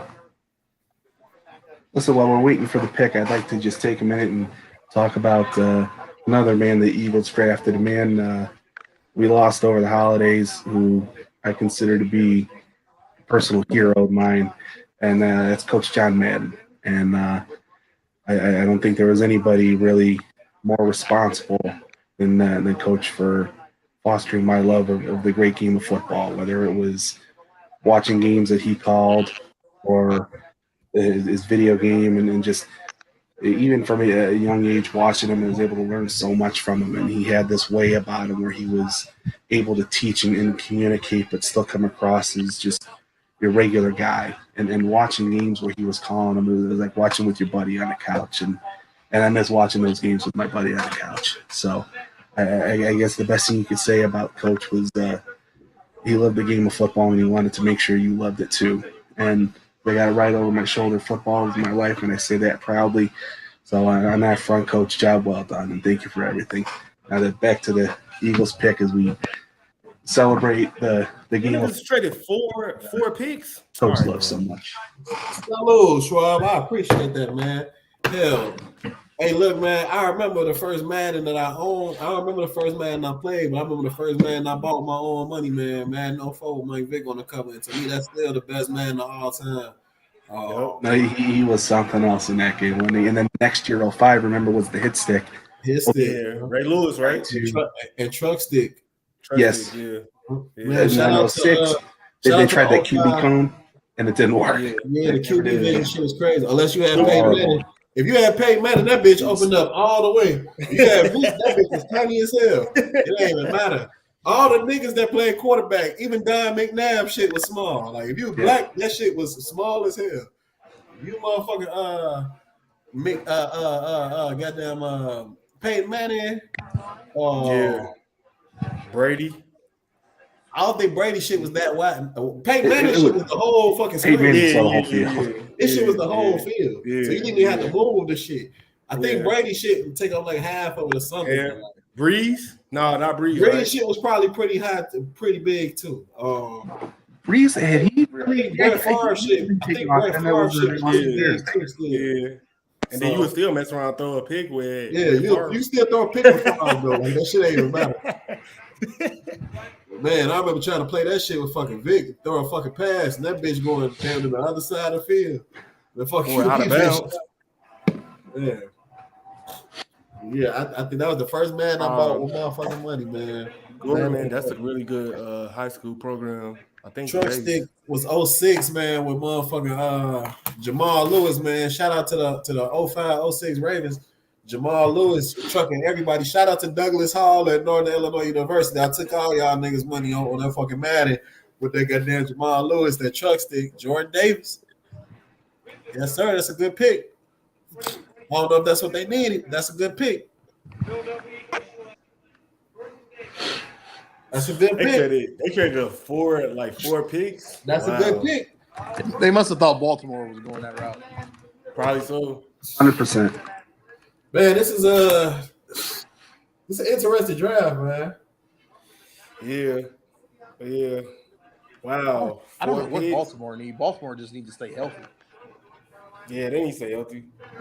Because they drafted wideouts the past couple of years. They got to stay healthy. They running backs. They line. They could use another lineman. Offensive lineman. They're using definitely offensive lineman. But like you said, corner-wise, got to stay healthy because Peters got hurt. Safety-wise, got to stay healthy. Linebackers. They probably going to go off offensive linemen. Keep an eye on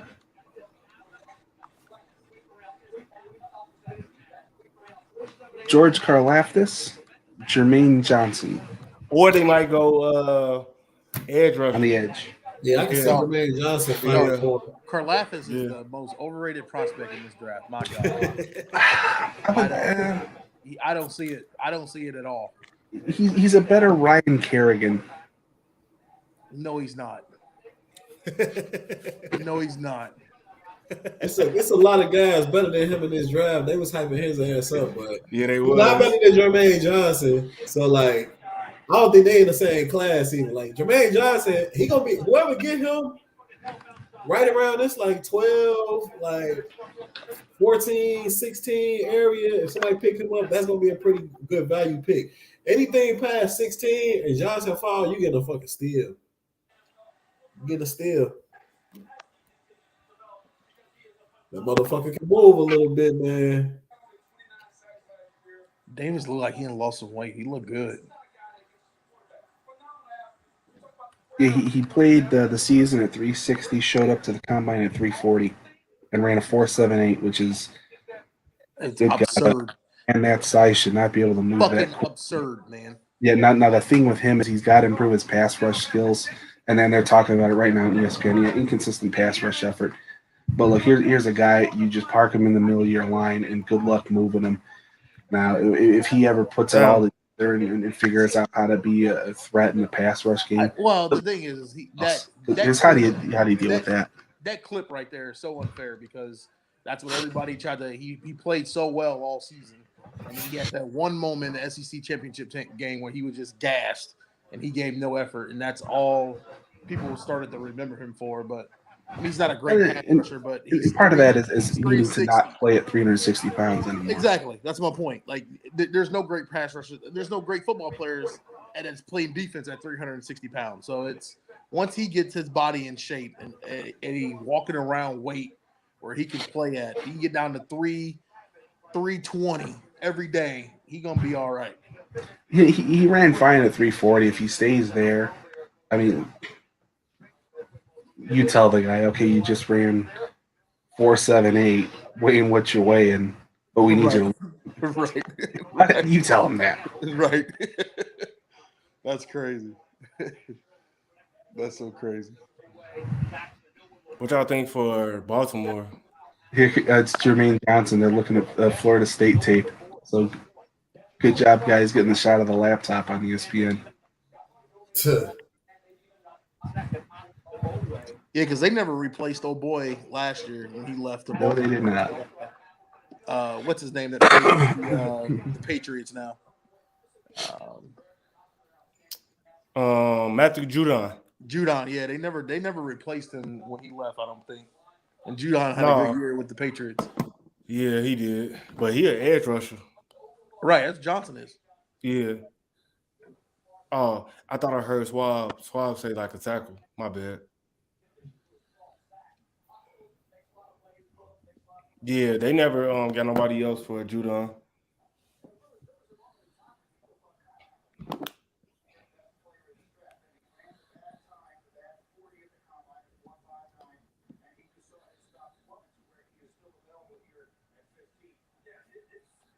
It's crazy how 40 time costs you millions. That is the dumbest. That is the dumbest shit. Dumbest thing. I've ever seen in my life. Dumbest thing. That is my knock on Hamilton, though. I mean, you watch his tape and you see a guy. He's a smart, instinctual player, and my only thing is he going to be quick enough, athletic enough to cover NFL talent? That's a ball hawk right there, bro. He gonna close in. He got great closing speed. When you playing safety, to me, that's the most important part of that position is that closing speed. Whether you gonna make a play on the ball or you gonna make a hit to jar it out. And he got all that shit. And I like him a lot. And 4.5 at his size is still moving. That's he ran 4.7 though. He ran 4.7 at the combine. I thought they said 4.59. Maybe that was his pro day. But I remember I watched him at the combine, and it's I don't really like Monks. I don't really like Monks, but I did think he was one of the top 10 players in the draft. I didn't think he was gonna go top 10. Yeah, his pro day. Pure talent. Yeah, his pro day 4, 5, 6. Yeah.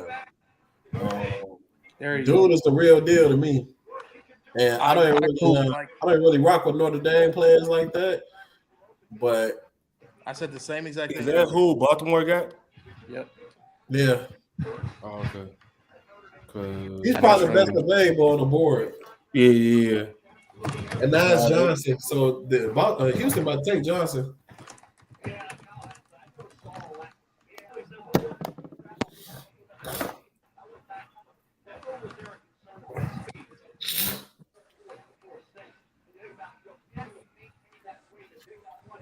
Please show that clip versus Florida State. I want y'all to see this shit. Yeah, so maybe this was what they were watching. Yep. Watch this fucking play right here, bro.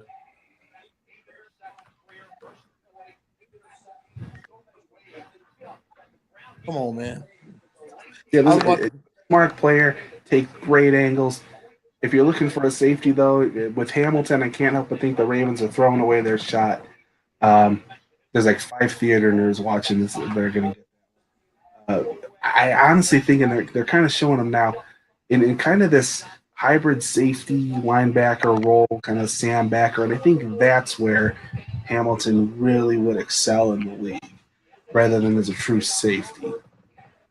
I think so too. That would be the only thing that would kind of knock him from taking him as high as some of these guys had him projected. So where the Ravens got him, I don't know, not terrible. But if you're looking for a true safety, I think there's one on the board that's better. Who? I had Dax Hill number 1 as far as safeties go.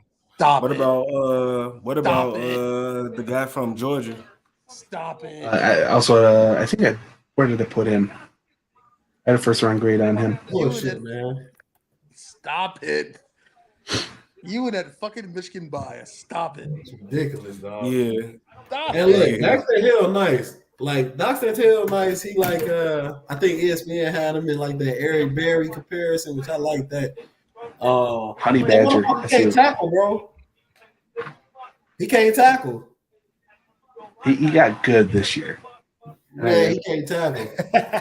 There you go, Kevin, with the comparisons. That hybrid, they should be comparing him to Isaiah Simmons. Yeah, exactly. Isaiah Simmons is a great comparison. Deion Buchanan, if you remember some of the great years he had in Arizona.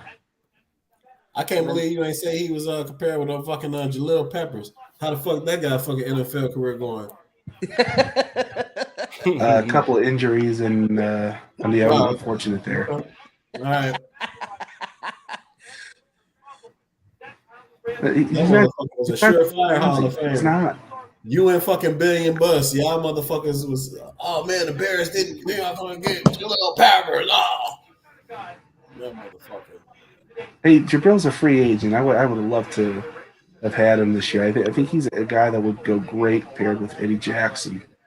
You let Jabril play closer to the line. Jackson patrols deep. I'm not totally sure how it would work in a cover 2 system that Eberflus is going to install, but Pep's a guy that you could put kind of as a nickel corner, and that's where I see with Dax Hill too. Kind of, I see a Honey Badger but bigger, somebody who can play both nickel corner and safety, get up closer to the line, blow up screens. I think Lovey would love him. See if he does.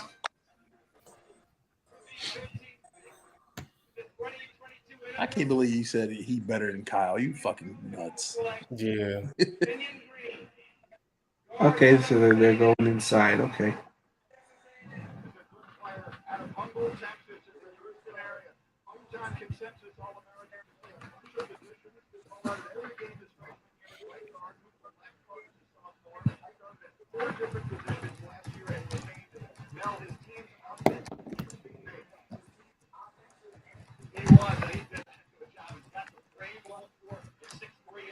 You not happy with that pick or what? No, it's a good pick. Liked them a lot at the combine. Tested really well. Going through some of the drills, you could see good feet, good hands. A good pick for Lovey. They're gonna bolster that line up front, and I guess they're going with Davis Mills, and they played everywhere except center when he was in college. But no quarterback yet. Yeah, he's going to be a guard in the NFL, and keep an eye out for a quarterback here. Maybe Washington. I don't know. Because Washington traded back, right? Yeah, it was 11. That's one thing you don't see a lot of in the NFL or in the draft is a lot of the versatile linemen going as high as like he went. Like when you got a player that can play 4 or 5 positions on offensive line, that's so valuable to your football team. Especially when you lose a guy early in the season at left tackle or something, you got to do some shifting around. Mm-hmm. No, I wouldn't say really versatile as far as the NFL goes. He played everywhere but center in college, but in the NFL, he's a guard. Right, but he could play either guard spot. He could probably play right tackle. Yeah.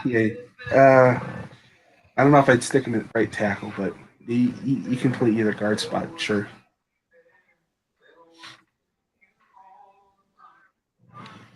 In a commercial for you don't think he's quick enough to play right tackle? I do not know. Okay. Well, I disagree. But that's what we do. But you got to explain the Dax Hill over Kyle Hamilton. I need a fucking explanation on that. Because I'm not overly high on Hamilton. And to be clear, I mean, it's not that I thought.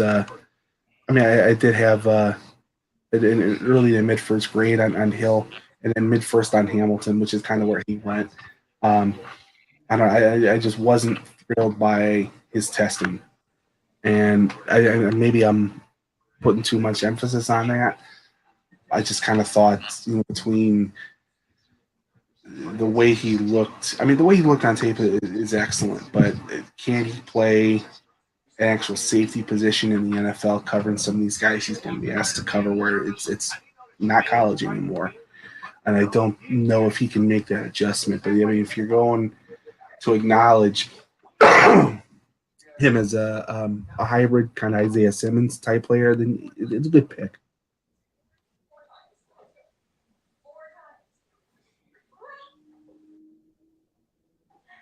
Here's the thing that we're talking about him having to cover. Baltimore solid at the corner position. He's not. He'll play over the top. He'll roam around in the box. Like he won't. It's not like he's covering 1s and 2s out there. The Ravens just traded Hollywood Brown and the 100 pick to the Cardinals for the number 23 pick. Huh. Okay. Wow.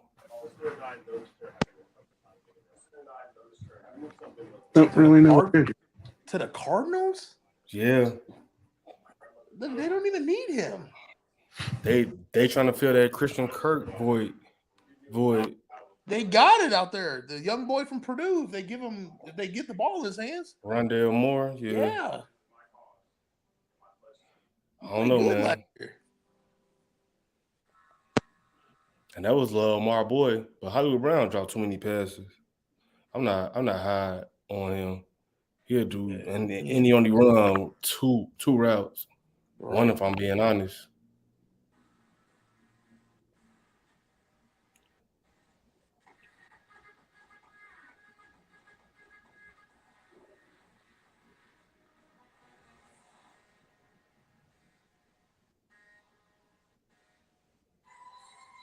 Wow, they got rid of Hollywood Brown.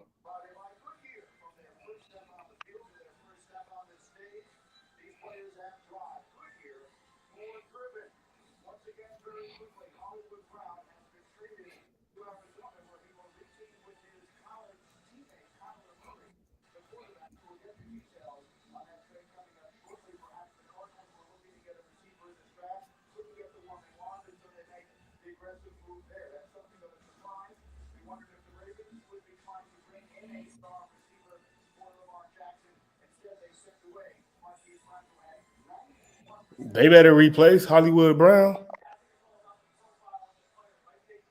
because Baltimore do not need to be losing offensive weapons.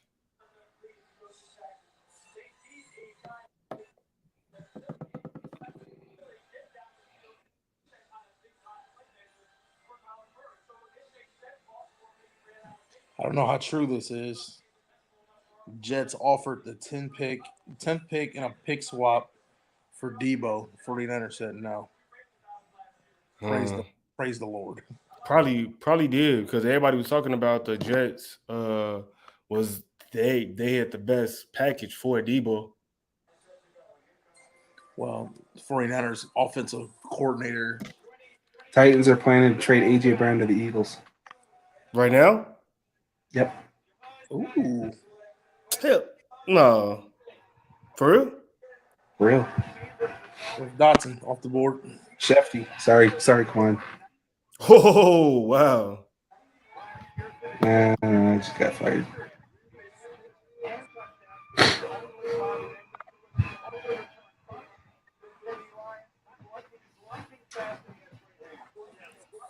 Listen, I put in a ridiculous amount of work getting ready for this show. I get to drop one Shefty.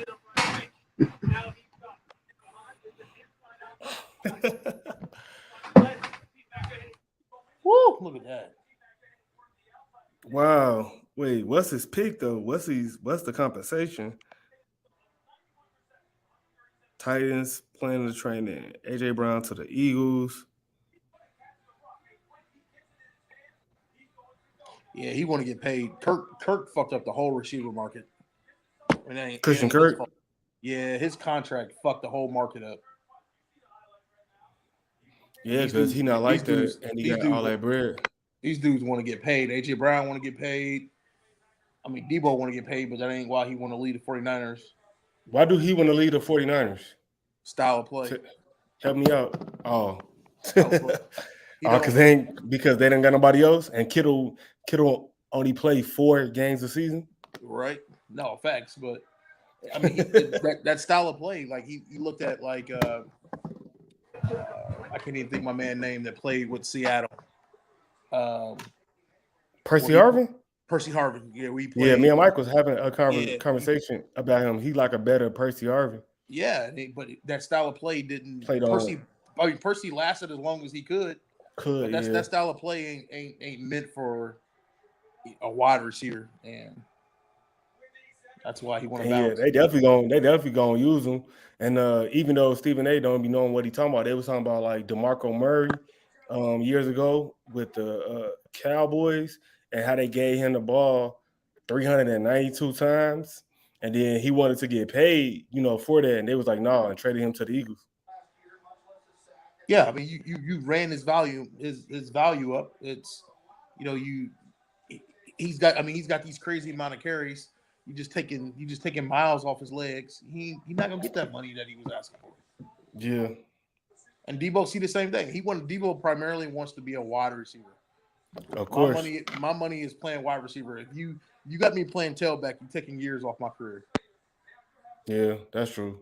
Because he's the only person that do what he do. Yeah, in today's league. Yeah, nobody else does what he do on an everyday basis, on an every game basis. And he pretty much carried their offense. Yeah, I mean, I understand where Debo's coming from, but Debo looked best in that role. Now, granted, he did it the last 6 games of the season and in the playoff. It's not like he did it all season long, but I understand where he's as a fan of football, not letting my 49er bias come into play. I understand where he's coming from. Like, that style of play ain't healthy for me.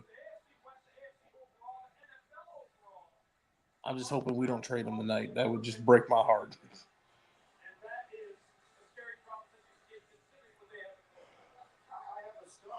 Now, what's the Titans going to do without A.J. Brown?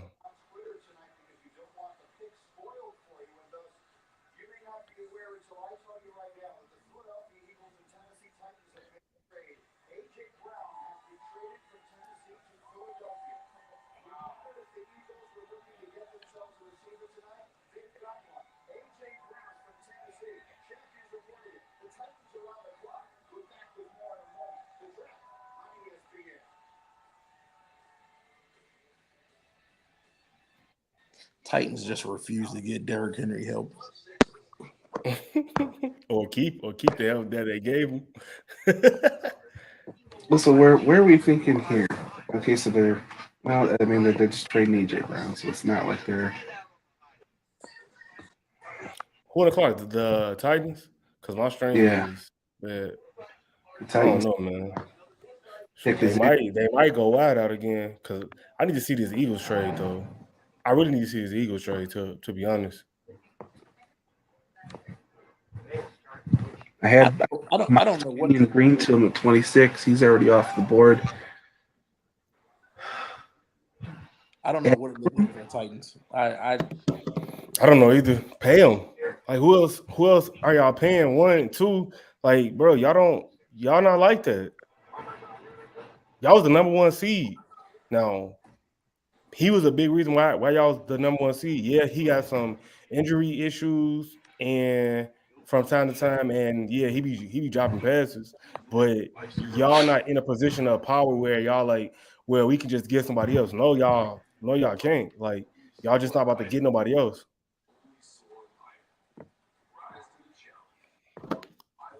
Well, the thing is, you're the number 1 seed. You had 9 sacks in a playoff game, and you still lost. Like, it's clear when Derrick Henry ain't at his best, they can't. They're not scary. They're not a scary football team. They need to go find some talent on the offensive side of the ball, but I still think as long as Tannehill's the quarterback, it won't matter much. Yeah. The championship window is probably closed. Yeah.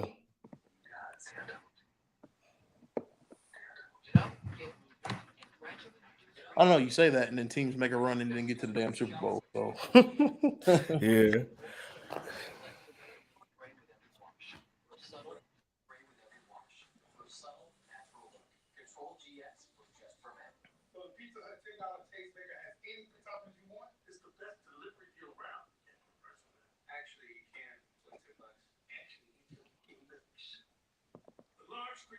That's a big move for the Eagles, though. I like that. Yeah, I was waiting for them to do something, man. I was waiting for them to do something. Did they say what's the compensation for that trade? No, not yet.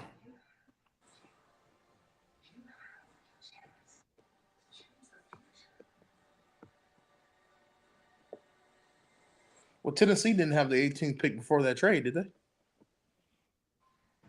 Well, they got at least that. So yeah, they at least had that. There it is. They traded a pick. Eagles traded their first-round pick. What, next year? This year. Or this year? Yeah, the Eagles had the 18th pick. Yeah. It's a good trade. What they trade? The 18th pick, and it was a 2000. I think it was 22 third-round pick. That's it. That was it. Wow. First round and third round. Oh yeah, that's a good deal. Yeah, take that. Yeah, take that. All right, y'all. I gotta sign off for the evening. Turn my hosting duties over to Stat Boy, and he backstage. You know what I'm saying? Still doing this thing. Let's get that trade graphic going, man. We need that trade graphic, that AJ Brown trade graphic. I need a graphic with that Eagles logo on there. You know what I'm saying? Need that. So I'm signing off, everyone. But please continue to watch. I ain't gonna lie, I'm finna go watch my Mavericks clinch this one for the first round real quick. You know what I'm saying? So, you going to the game? Nah, it's in Utah. Oh, true. I wish if they lose, though, I'm gonna go to Game 7. Oh, true. So I'm gonna try to get to that Game 3 against Golden State. We'll see though. When is that? Do you know? All that shit's still TBA.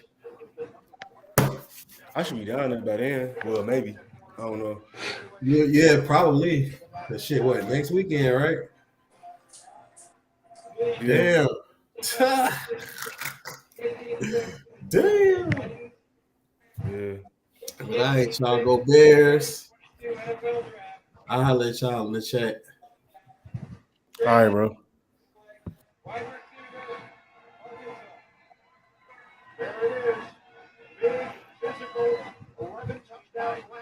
Wide receiver? Traylon Burks. Dang, he went that high? He did. They were saying like the end of the first. They just felt like that they just got a cheaper AJ Brown.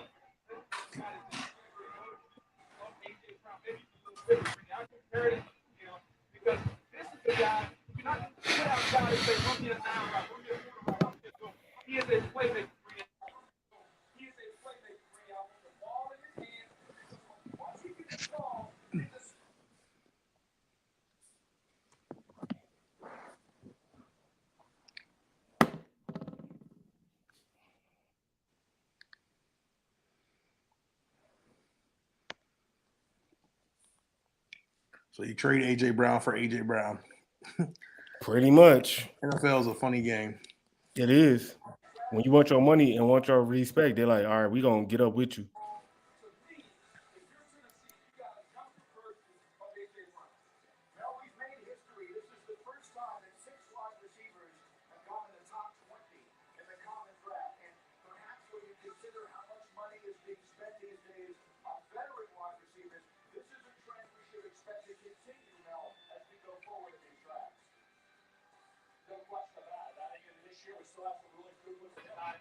All right, is it Malik Willis time now? New Orleans back on the clock. Pittsburgh is definitely a hot spot for him. You think they take the local guy and pick it?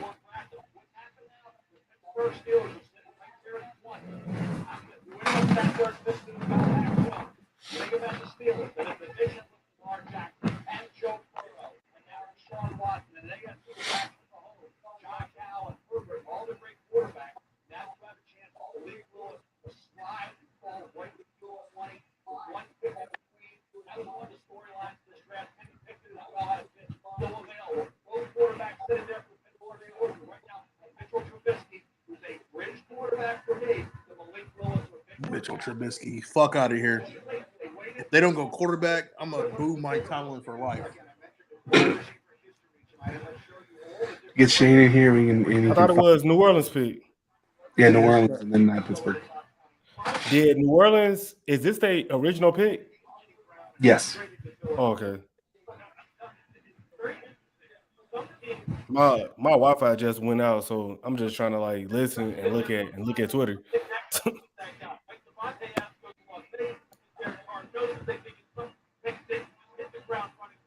Orleans picked pretty quick.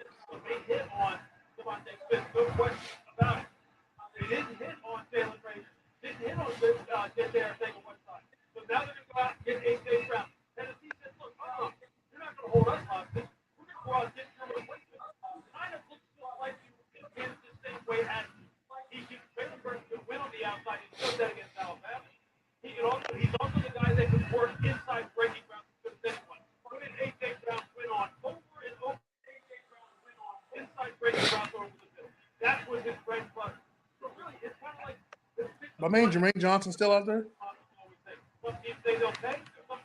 Yeah. Sure is. Damn.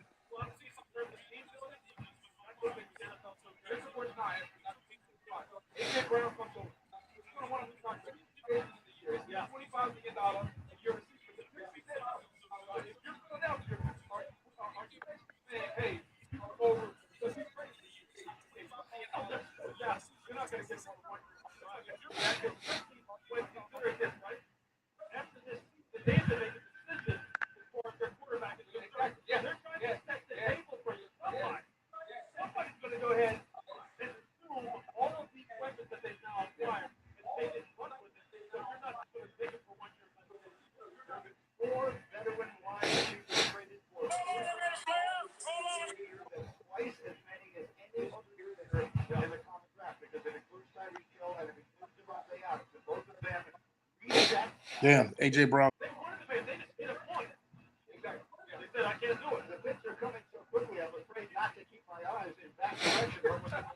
Is he worth 57 M's guaranteed?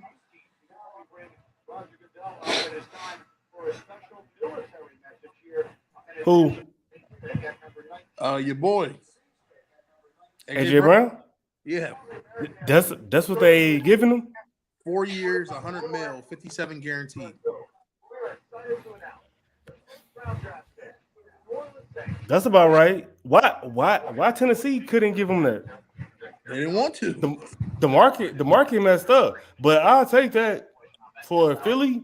I'll take that because 57 is different than that Tyreek Hill 75, that Devontae Adams 72, and them other guys. And then how much did Christian Kirk get? Like 80. Christian Kirk got like 85 with what, like 50 something guarantee. So I'll take that. 2022 NFL Draft. New Orleans Saints select Trevor Penning, tackle, Northern Iowa. Tackle, okay. The operative word here now is big. He's 6'7". Clear leg Iowa impressed every one of the Senior Bowl and 21 FBS players invited to the combine. Now here he is now a first-round pick in the NFL Draft. No, I'll take that because AJ, he like to me, he's second tier. So I'll take that. I'll take that because the wide receiver market is jacked. Yeah, it's trash. It's jacked. Kurt messed that up. Kirk and Who would have thought Jacksonville doing stupid things? You still stuck on that number one pick? Sure am. Man, let that go, bro. Your bias is showing way too much. Let that go. Because if they would have grabbed them, you would have been saying, I don't want them in Jacksonville. But no, I didn't want him in the division. That Kurt money was I'm not worried. It's the Lions, bro. They got Jamison Williams, cool. They got Aiden Hutchinson, cool. But, I mean, they still the Lions. Yeah, we got Justin Fields, and I would like Fields to not die. And Aiden Hutchinson is a direct threat to that. That's cool. They're going to send a running back to chip him. He'll be all right. Like, I'm not as high on him as you are, but at the end of the day, it's still the Lions. Like, they don't got a quarterback that they believe in. And they got a lot of other problems too. And if you can't stop a rookie rusher, then you got bigger problems. If a rookie rusher is wreaking havoc on your offensive line, you got bigger problems. Because even the best guys didn't have like crazy, rookie years where you like, oh man, you got a scheme for this guy, blah blah blah. Like, if you can't stop a rookie rusher, you got bigger problems. Mike Tomlin's pick is in. It is? Is it Kenny Pickett? It better be fucking Malik. I think so. They didn't have to trade up. Pittsburgh, like, all right, we didn't have to trade up. We didn't have to mortgage the future. We didn't have to do nothing.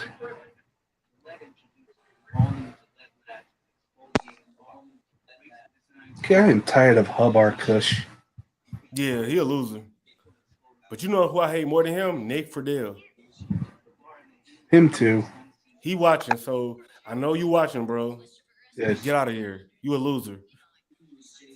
Hubbard Kush. Bears won't say rebuild, legit reasons, but they are one slight chance they end up in first round.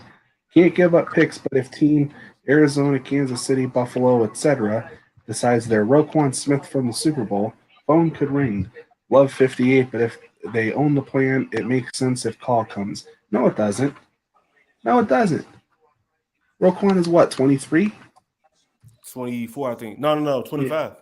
25. Oh, yeah, he's old now. You better get rid of him. Yeah, 25. He just turned 25. Well, yeah, he's washed.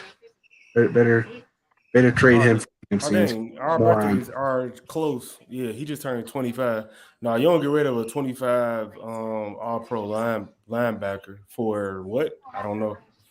No, a guy that you want to play a Tampa 2 system, and well, there's Derek Brooks right there. So yeah, let's get rid of that guy. Tell you, Hubbard Kush. I mean, you're not the biggest loser of the night. That's going to be Trent Baalke.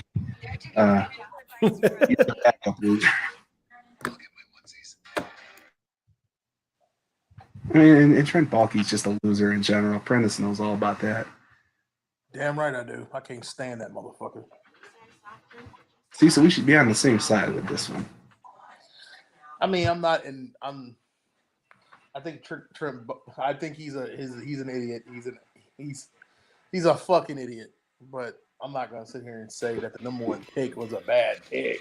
Would it surprise you if it came out later that this was one last vendetta against Jim Harbaugh? I mean, Balky's that kind of moron. I'm sure it was hard for him to reach out to Jim to get information. But PJ, you don't think that Debo is getting traded? No, because the 49ers got all the leverage. He's still on. So what you think? I know. What you think is going to happen? Yeah, is he gonna sit out? I think he'll either sit out or he'll sit down about how they're going to use him. I mean, he's got to realize that he played that role when Elijah Mitchell got hurt.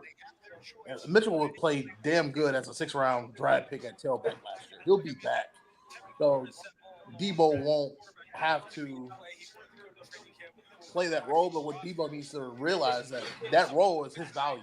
Like his value skyrocketed because of that role. He's a good receiver, but he ain't a great receiver. But he's a great playmaker. And if he don't want to play the playmaker role, then he got to settle with being a second, third tier wide receiver. But at his position and what he do, he can make the argument that nobody else can do what he do. And so, like, true, but he can't get paid for that because that's not what he wants to do. So all these teams that want him or want to call and trade for him, he don't want to play that role. That's not the Debo Samuel you're gonna get. You get only the wide receiver Debo. Mm-hmm. He don't want to run the rocket screens. He don't want to play tailback. He tired of doing that shit. Mm-hmm.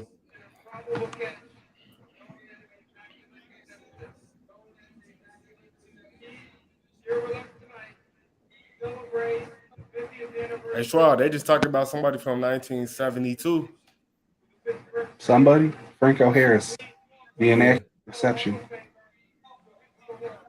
That's one of the most, I feel like, overrated plays. You mean the play where the ball hit the ground and they caught it? Yeah. Yeah, exactly. You should have been a dead ball. Yep. That's exactly what I'm talking about. The statue at the airport of him in Pittsburgh of him making that catch. And you can take go on Twitter and see what MJF did with it. And Kenny Pickett, hometown boy. But yeah, you can see what how MJF treated that statue, and now they got police patrolling it. So the greatest heel in the world, wasting the tax dollars in Pittsburgh.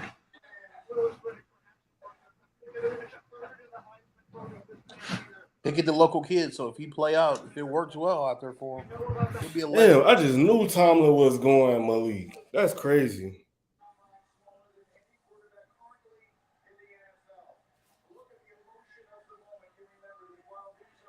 I just knew Tomlin was going Malik.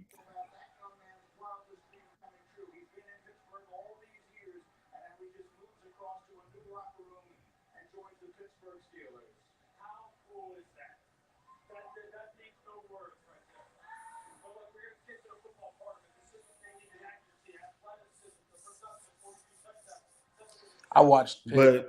But they did say that they liked him too. I had watched Pitt earlier in the year versus Western Michigan, a game that they lost. I know some coaches at Western Michigan, so I watched, and I thought I just didn't see the type of player that he was that he came on later in the year. Once they got in like ACC play, he really took off. Like he a really good player. I don't know if he was first round talent, but I'm not surprised he's the first quarterback off the board though. Is the Patriots trading back? They should. Green Bay, Baltimore. Green Bay. None of these teams need a quarterback. So Malik Willis, man. Green Bay, Malik Willis. These the prime areas where teams start to panic and start moving up. Yeah. If Willis is still there at 32, the Patriots trade the pick to the Chiefs. Dax Hill right here. No. Yeah, that's Swab. That's Dax Hill. Where? Right here? He gonna replace Honey Badger. Now, is Honey Badger back or no? You talking about 32? I thought you 21. were talking about here. I'm talking about 21. The pick is in. Patriots traded it to the Chiefs. Oh, you saying they traded it to the Chiefs? Oh no, where's my boy from Georgia? Lewis. There we go. Schwab, you higher on Dax Hill than I think everybody else is, but of course you would be. I think he's the second. I think he's the second best safety on the board. Yeah, I'm high on Scene too. You are? That's surprising. Yeah. I thought I had a first. No, I'm higher on Hill, yes, but I had a first round grade on Lewis Scene.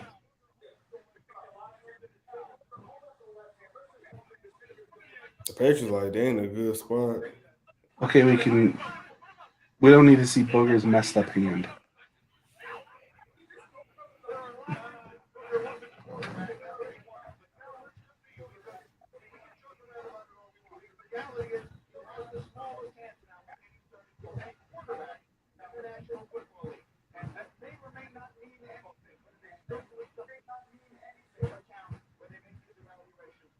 I mean, it's overblown my hands.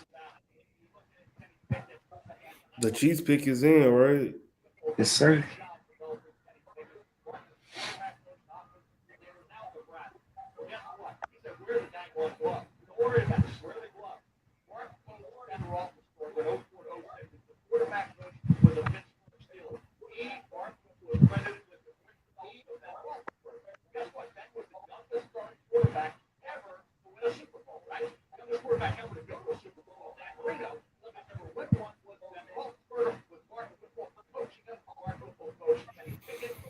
Chiefs need what? Wide out, safety. They need an edge rusher. Jermaine Johnson here, maybe? Could be. Wide out, safety. I'll say edge rusher. Their offensive line's probably like the best in the league, so they good there. I don't know what they're looking at for like linebacker. Nakobe Dean. Listen, I am a huge fan of Nakobe Dean's. For whatever reason, the rest of the league doesn't seem to be. And I don't know. I had when I did my mock, I had him in the second. I think he's a first talent. He's Early second? 29th pick, in a 3 and a 4 this year. Man, wherever the Patriots traded back to, I figured he'd be there. Listen, I had a top 10 grade on Nakobe Dean. I think he's that good of a player. I like him. Top 10? I thought he was one of the 10 best players, yeah. Best linebacker in the class to me. I think he's the best linebacker in the class. I think he's the best. I'm a big fan of Devin Lloyd, too. Man, 10 is... Woo. He just don't have, that pop like a Micah Parsons or either Roquan. Like, he good. He a leader. Okay. Trent McDuffie. Corner. Oh, duh. Corner. They need one of them, too. They need two of them, actually.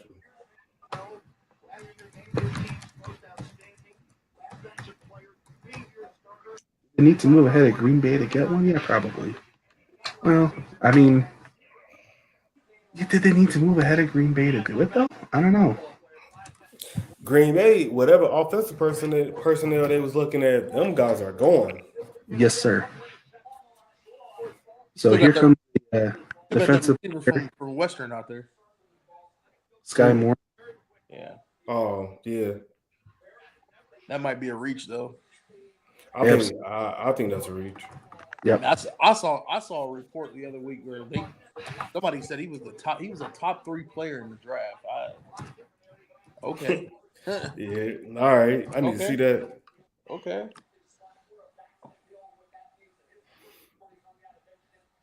I don't know. I don't like Washington players in the pros either. I like Bruda Baker, but as them other dudes, I just don't be rocking with Washington players. I don't know what it is.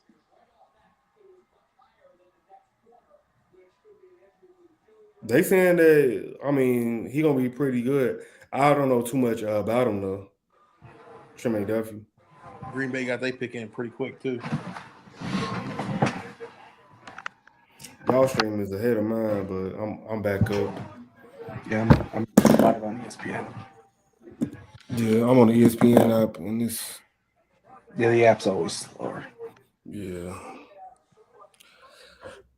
My Wi-Fi will want to tweak today.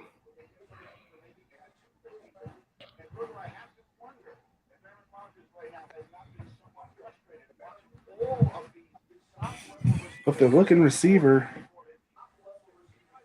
Watson, I have the highest guys I have left. Watson, Sky Moore, George Pickens, Alec Pierce, then Wan'Dale Robinson is the fifth one, and then I got a third round grade on him. And you get into some other guys, third rounders. I think Jalen Tolbert, John Mechie, guys that I think are going to be good players, but not necessarily first round picks.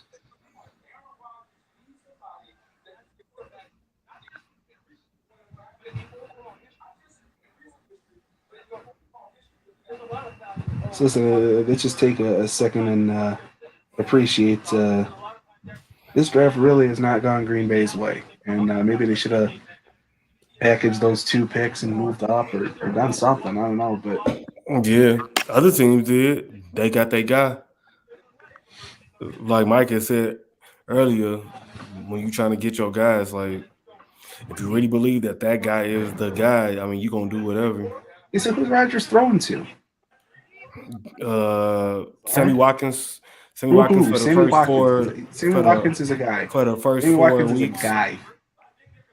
Yeah, I don't know. It's the system. Matt LaFleur is going to be good. It's the system. Cheese eating surrender monkey? It's like 5 Simpsons fans that are going to get that joke. Oh, you talking about the symbol? No. Yeah. No, I'm talking about the episode where groundskeeper Willie ends up teaching French and he goes, "Bonjour, you cheese-eating surrender monkeys." Oh, I thought you was talking about like how like when they be talking to Homer and then he that too. but the monkey doing the symbols in his brain. But yeah, the draft didn't really go that way. I feel like Detroit did a better job.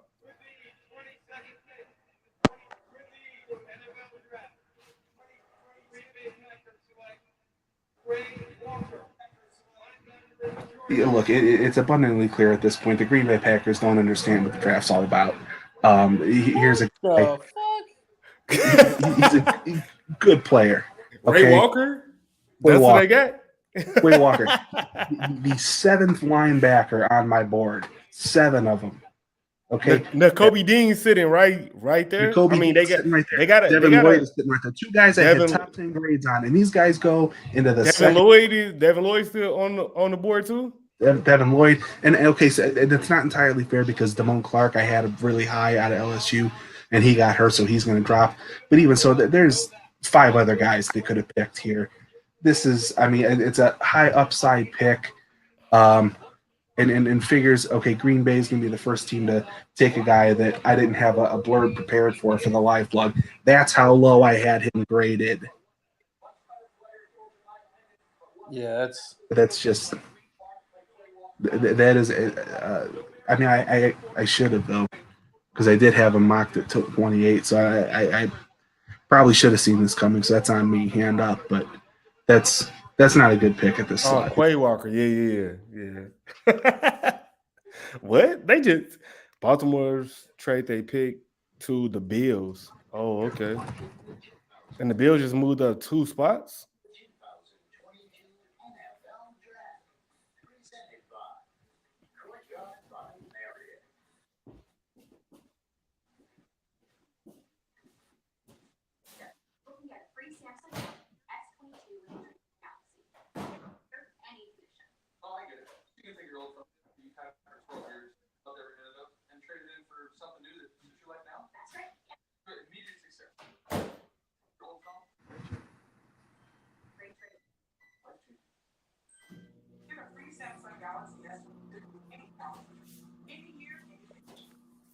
Yeah, I can't believe that by Green Bay.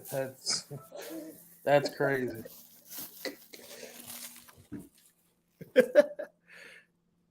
Green Bay funny, man. It's like they go against the grain of anything Aaron Rodgers want to do. It's like, oh, we need help on this side of the ball. No, fuck you, Aaron. We're going to do this. Like, not saying that they necessarily needed to get him help, but man, I didn't see that. They got Sammy 4-week Watkins. After those first 4 weeks of the season, can't count on them.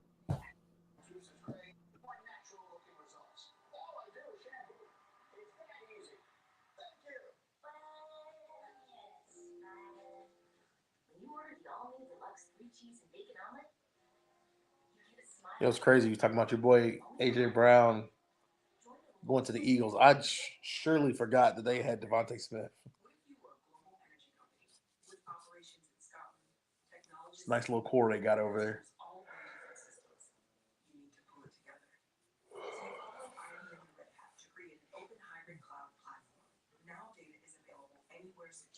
Quay Walker. Oh my God. Buffalo traded back to get back in the first round, though. About time. You was talking about wideouts, man. About time the Eagles got the number one type wideout in their prime. And he gonna open stuff up for Devontae.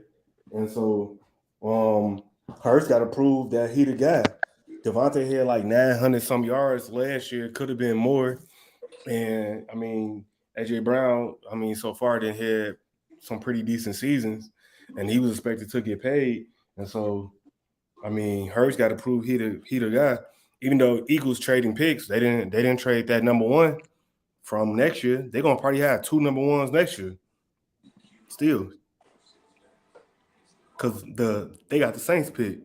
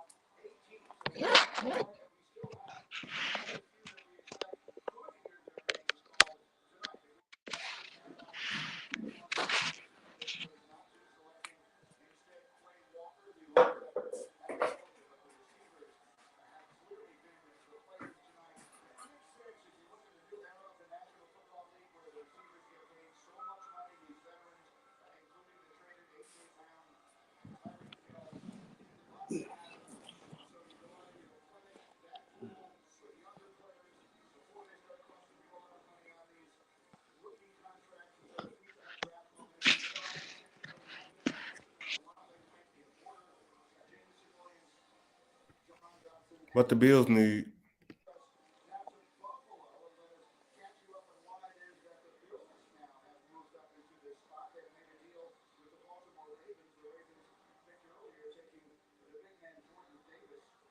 Some smart fucking defenders.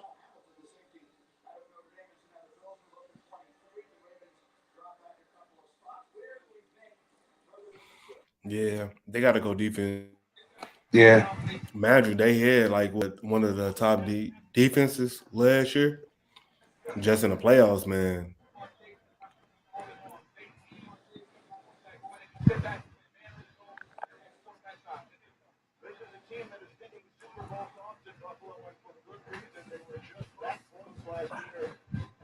Should have been playing in a fucking Super Bowl last year.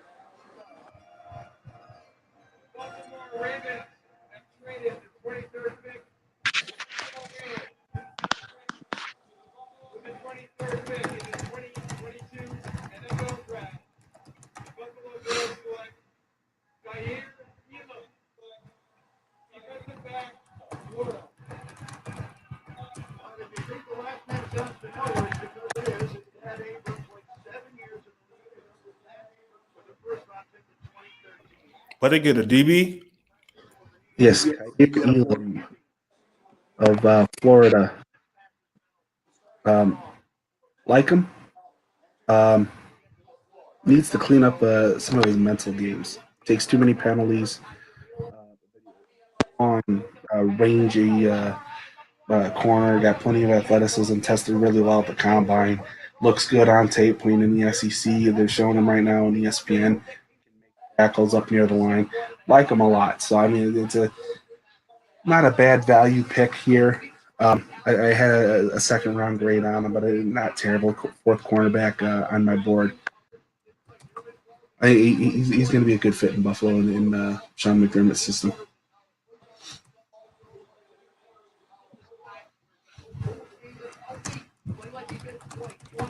Oh, he Matt Elam nephew.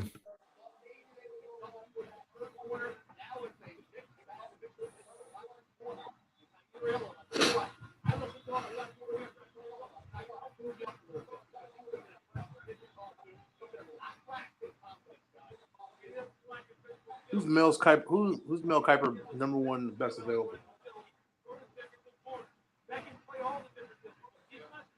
You just missed it. But it's got to be Johnson, I think.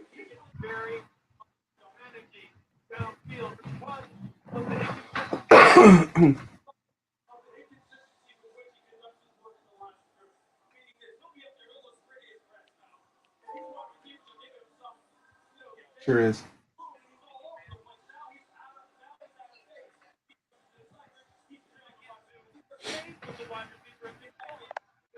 We're up to pick 24. I mean, we're rolling now. I mean, we're a couple of hours in. Dallas on the clock, 5 minutes to pick. And here, and so I mocked Zion Johnson. He's already gone. Tyler Linderbaum, maybe. But I think they're set at center. So, I mean, I know they need interior line help. Where could they be looking?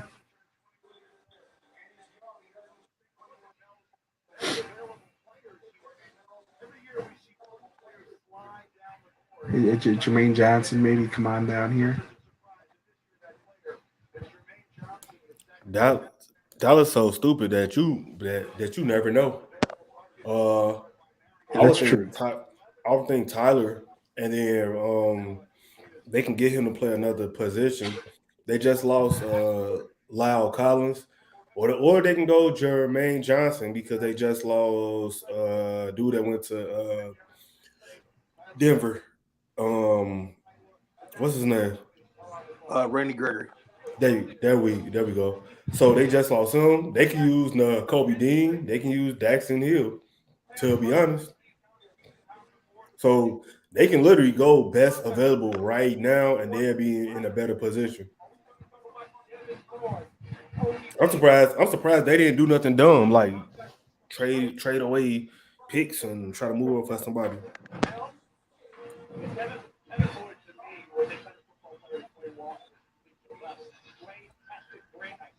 You say it perfectly, Bala. Mel Kiper, draft god. Devin Lloyd was a better college player than Quay Walker because he was. Yeah. People want that Georgia South stuff. Then why not? Yep, that's what I just said. I didn't put wide receiver up there, but I was like, they can go tackle, they can go edge rusher, they can go backer. I think they can go safety, defensive tackle. Okay. I mean, I thank you, Green Bay, because I really didn't want to see Nakobe Dean running around the division, but my God, that's a reach. When I mocked Quay Walker to him at 28, I thought it was a reach there too.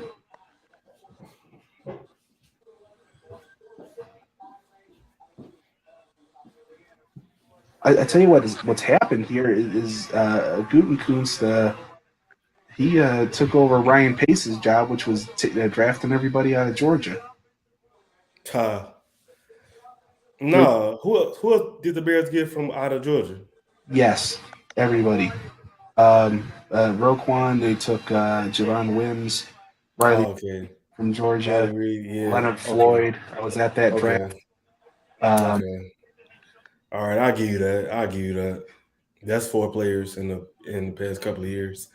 I'll give you that. And then last year the Packers took Stokes, and now they got the second best Bulldog linebacker. Yeah, which is crazy. They probably go Kobe Dean here. They could. Dallas. Parsons on one side and the Kobe Dean on the other. And the Kobe Dean kind of like a hybrid. Parsons kind of like a hybrid too. Well, not kind of. Is a hybrid. I mean, he's a definite linebacker, but he is on the smaller side. Kobe Dean? The Kobe Dean, yeah. Yeah, so he can – Watching him, he flies all over the field. Yeah, for sure. He's got all the skill sets you need to play linebacker in today's NFL, where he can cover speedy guys. Because you know what offenses are trying to do? They're trying to create mismatches, right? And this is my concern with Kyle Hamilton. If somebody's going to scheme away to get a speedster on him, right? Kobe Dean takes a lot of these problems away.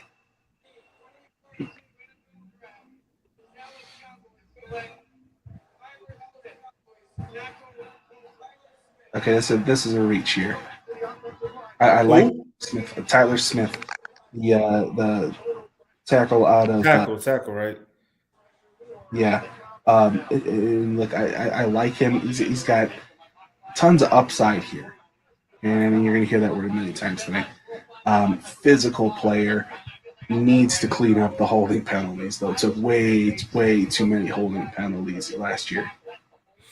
Him being on that offensive line might help some though, because they got so many veterans.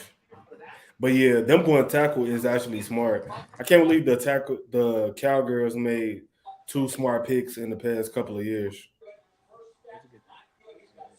They still not gonna win though.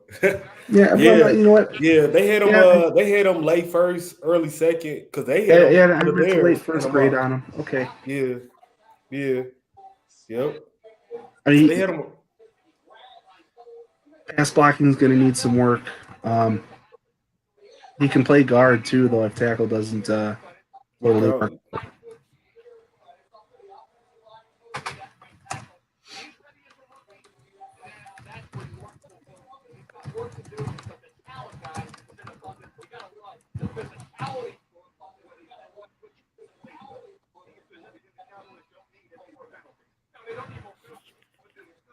Yeah. Greeny said a mouthful there. If there's something the Cowboys don't need, it's more penalties. Yeah.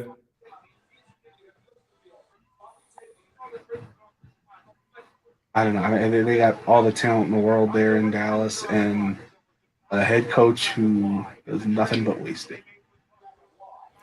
Head coach who's a loser, just like them. Bunch of losers. Man, where my boy Malik going? Malik might fall out the first round. No, I don't know about Tampa Bay, but if he's still there at 32, somebody is going to go up and take him so they can get the 5th round option. Yeah. Detroit? Trade back to get the pick. No, wait, didn't Detroit trade that pick? Yeah. They traded it to Minnesota, yeah. So not Detroit, not Minnesota. They just invested a lot in Kirk Cousins. I don't know. I guess I see why they pick Pickett, because like we were saying earlier, he's the most like ready to play like right now. But I don't know. Like I can see Malik falling out of the first round. It might be, like you said, it might be one of those Lamar situations. I see a team like a Seattle be like, hey, let's just take a shot and trade up to the end of the first round. Because Cincinnati got 31, Minnesota got 32. So I can see somebody trading up with Cincinnati. Jermaine Johnson right now is the best available.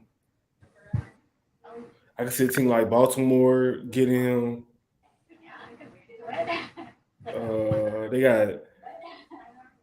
They got Jermaine, Nakobe Dean, Daxton Hill, Devin Lloyd, who they were talking about top 10. This dude is like 20-something. Top 10 grade on him.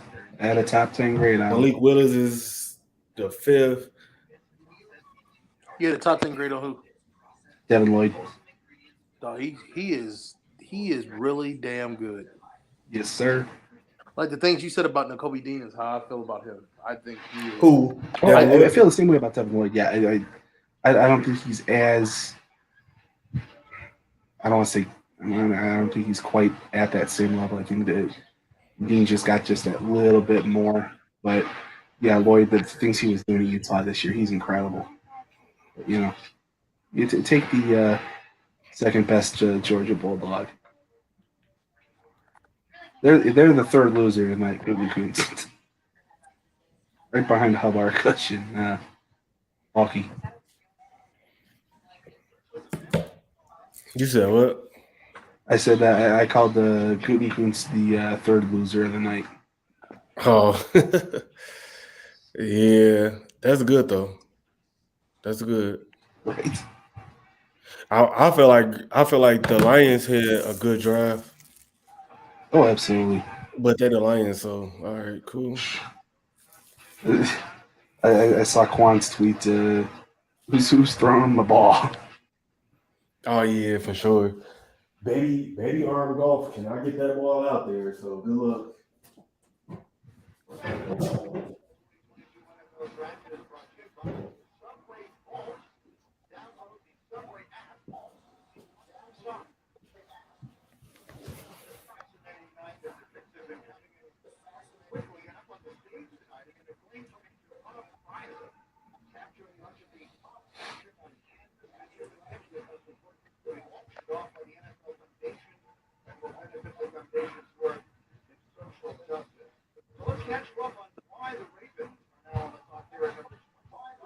Chris Sims called Quay Walker the best Georgia linebacker, so they ought to pretty well ensure he stinks.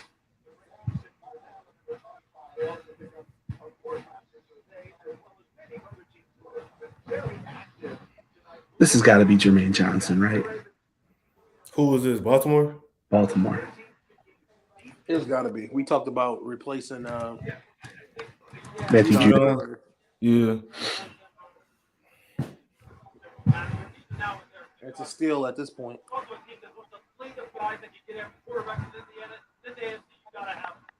gotta have Agave needs someone to run with. He needs someone he can go with. Okay? And look, I don't know what's going on with the fans.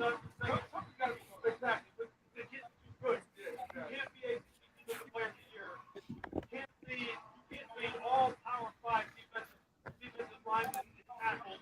You can't play 61 snaps a game and be an Iron Man. It slips down here to 25. And something must be going on. This doesn't make any sense. And he did what his defense would want to do. So it's kind of hybrid type of defense there, right? Those guys were like 6'3", 6'4", 255, 260, like highest style. The Jets had a good drive too. Yeah, I like what they've done so far. Yeah. And we don't say that too often. No. I think Salah may be onto something there. And so the picks in for the Ravens here at number 25. They got it from Buffalo. Waiting to come out and make the announcement. Tennessee, Malik Willis. Nah, they ain't gonna do that. They just gave all that bread. Tannehill. Come on, man. Y'all showing me Kenny Pickett? What is this? I'm not even know Kenny Pickett.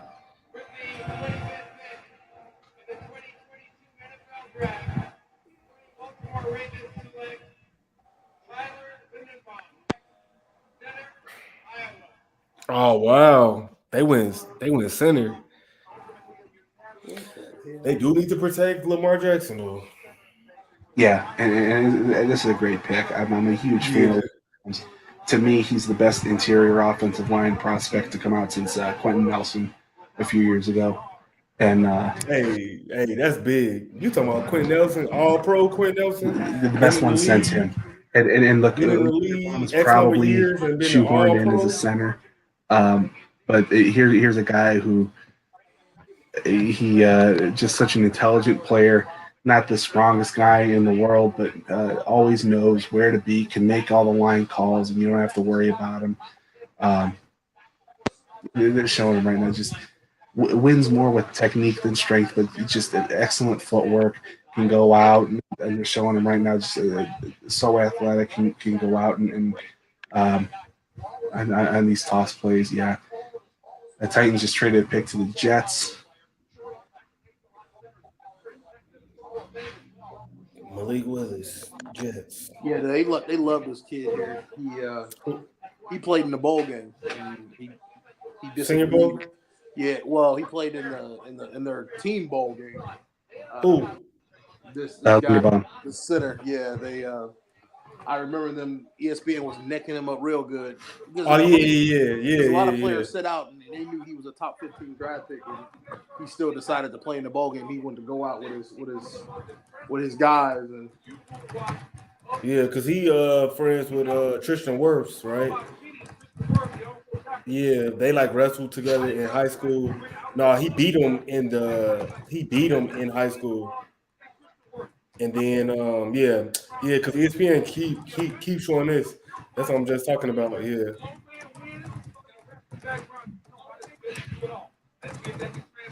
Yeah, the Bears, as far as like offensive linemen, as far as like wide receivers, bro, it's ugly. It's tough. Well, let's take a look here. Looking at who you got? Pickens. You're picking Christian Watson still on the board there at wide receiver. Now we're looking at offensive tackles. Here's a name I like a lot, and he's a little bit of a developmental prospect yet, but he's somebody I was watching from the beginning of the season because I saw a lot of upside there. There's that word again. Bernard Raymond out of Central Michigan, converted tight end. Take a little bit of time, but if the Bears got time this year. Otherwise, yeah, after that it gets a little bit dicey. Nicholas Pettifrera, Ohio State, good, not great. Then Rasheed Walker from Penn State, another guy that is really going to need some polish. Daniel Faalele, second to third round grade on him from me out of Minnesota. Big offensive lineman there. Probably, though, limited to right tackle. Then you go inside. There are a couple guys I do like here left on the board. Ed Ingram out of LSU tested really well at the combine. Looked as good as one could on tape, given some of the nonsense that was going on down in old Red Stick this year. And Jamari Salyer out of Georgia, I like them better than I think a lot of the national pundits did. And somebody who I think can be a sleeper here, second or third round grade on. I'm expecting to see him tomorrow, but would not be upset seeing him in blue and orange. Is Zach Tom out of Wake Forest. Tested really well at the combine. I think a lot of athleticism and versatility there. Or maybe Jermaine Johnson still on the board then too. Yeah, this might be Jets. The other name I would keep an eye out for, if he falls low enough, David Ajabo. Who was wrecking the Big Ten with Hutchinson this year, and he got hurt. So you take him and you let him heal up this year, and then it's all systems go, and good luck everybody else.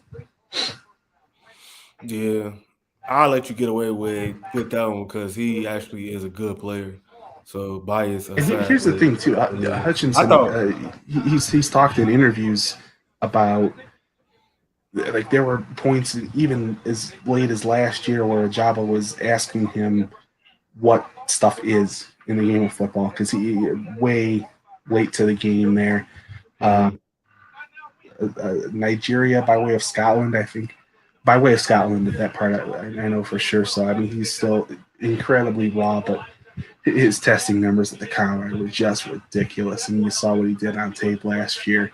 If they could land him, then. Obviously, he hopefully makes it full recovery, but that could be somebody that just thrilling to watch. Blue and orange. They got Verbal looking mad when they traded AJ Brown. Here's Jermaine Johnson. And P-Jack is nowhere to be found. Yeah. He said he's backstage. You gotta let Quan get him to let him in. Quan, get P-Jack in here so we can talk about Jermaine Johnson. There we go. It's about time for my boy to get drafted. Tell us about Jermaine Johnson.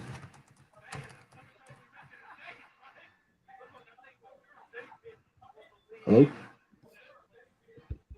For a bad season Florida State had, I mean, this dude brought it every week. Every game I watched him, he brought it every single week. I mean, Florida State sucked, and he was the ACC Defensive Player of the Year. So it seemed like the Jets made off. They did.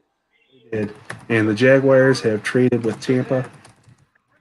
I mean, Jaguars hit on all three of their first-round picks. Who, the Jags did? The Jets. The Jets. Yeah. Oh, he was on last chance you?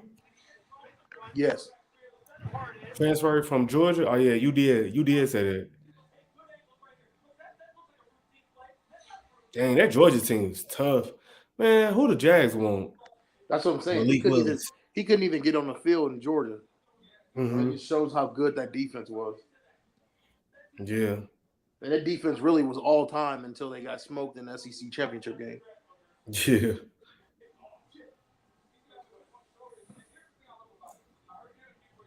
And they were still able to come back and still win the Natty. But yeah, they would have been up there if they would never lost though, because you can't lose them. Oh yeah. To be all time, especially like in college, like you can't lose them. No, you got to run the table. And yeah, got to, because no matter how many first rounders they gonna have, it'll still be like, yeah, but they didn't show up in that one game. And in college, it's like you only you getting those 13, maybe 14 games to like show it, and so like you have to like do it.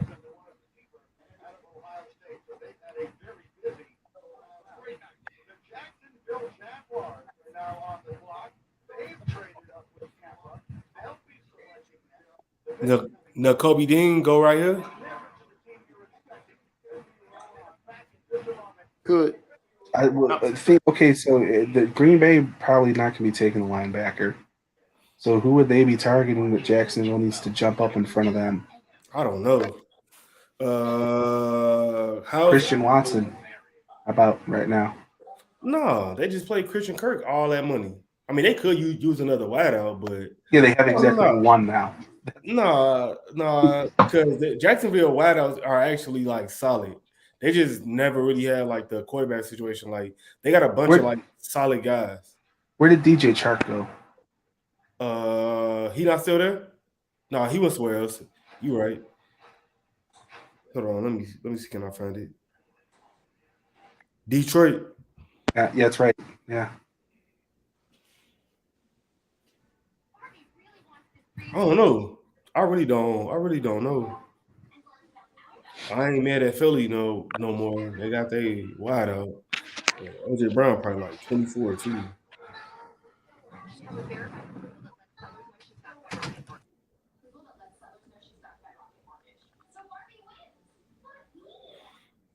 Yep, AJ Brown just about to turn 25.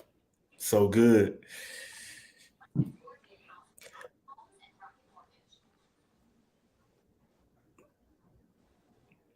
$2,000-yard seasons. I'll take it. You got to stay healthy. I don't know. Jacksonville is one of those teams that need everything. So who knows? They pick is in though. I think it's Watson here. Why would it be him? Why you trading up for him? He gonna be there in the second round. I think Green Bay would have taken him. Maybe. But this Green Bay, why they just didn't take him earlier? Too high of a grade? Too high of a pick, I mean? I guess. they don't believe in using their first round picks on, good players. Mm. And look, I mean, Quay Walker, a nice player, but my God, that is a reach.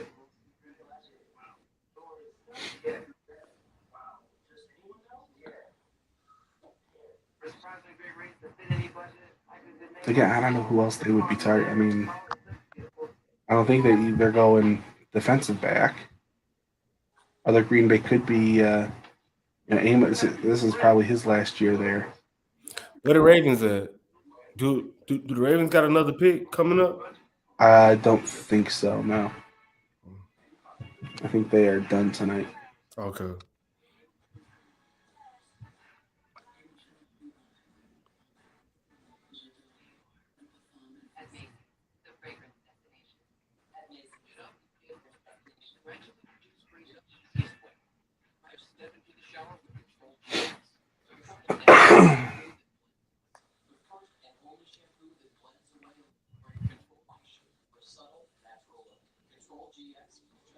Yeah, the Eagles still got their double first round picks in 2023 draft.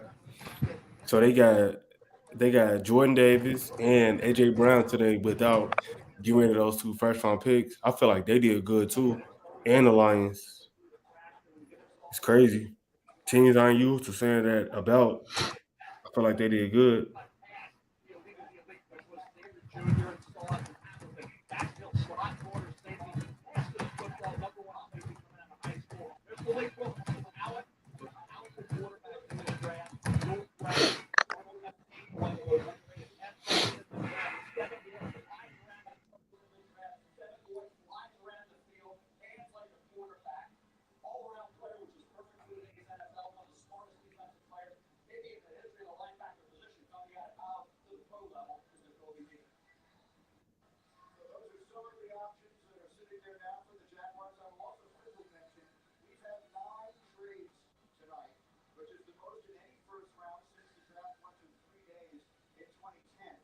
As we're winding down the first round here, waiting on Fidel to get to the podium, announce the picks. Want to thank everybody who took time and hung out with us tonight, watched us tonight.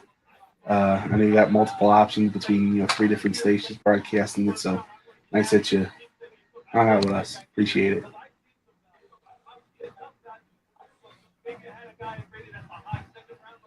Seriously, Goodell, get to the podium here. Let's go.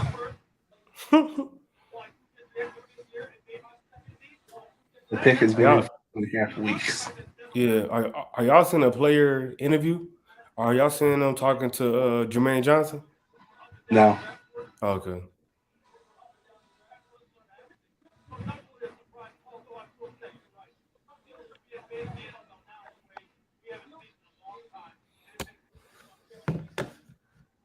Looks like a nice setup out in Vegas. I mean, the 2 years it was here, it was a lot of fun. So hopefully, yeah, it's back here sooner than later.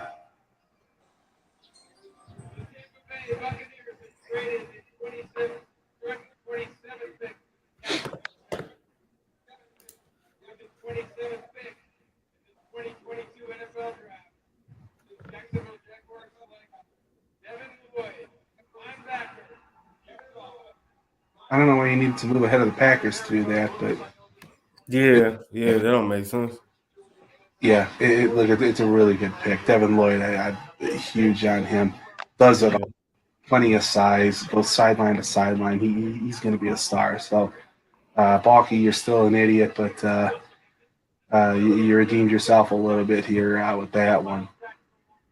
In fact, maybe we'll put it to a poll. Who's the idiot between you and Habarkush? But I think he's better than Darius Leonard.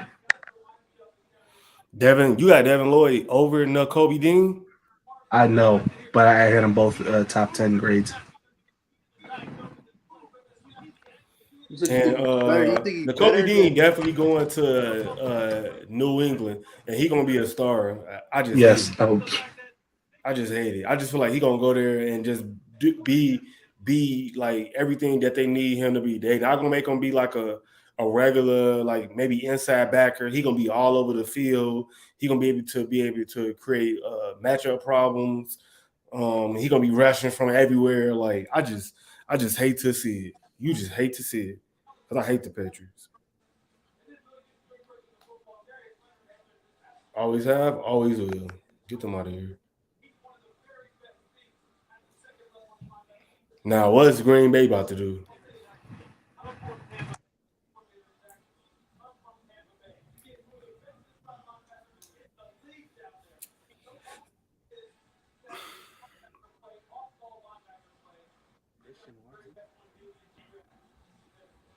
I mean, they need a receiver. I mean, what are your other options here? Sky Moore? You still on that Christian Watson train? I am because, like I said, guys with his size and speed do not come around very often. I think he might mess around. If he do sneak into the first round, which I'm not sure that he is, I think if the Green Bay don't pick him, he going to Kansas City. Yeah, I could see that.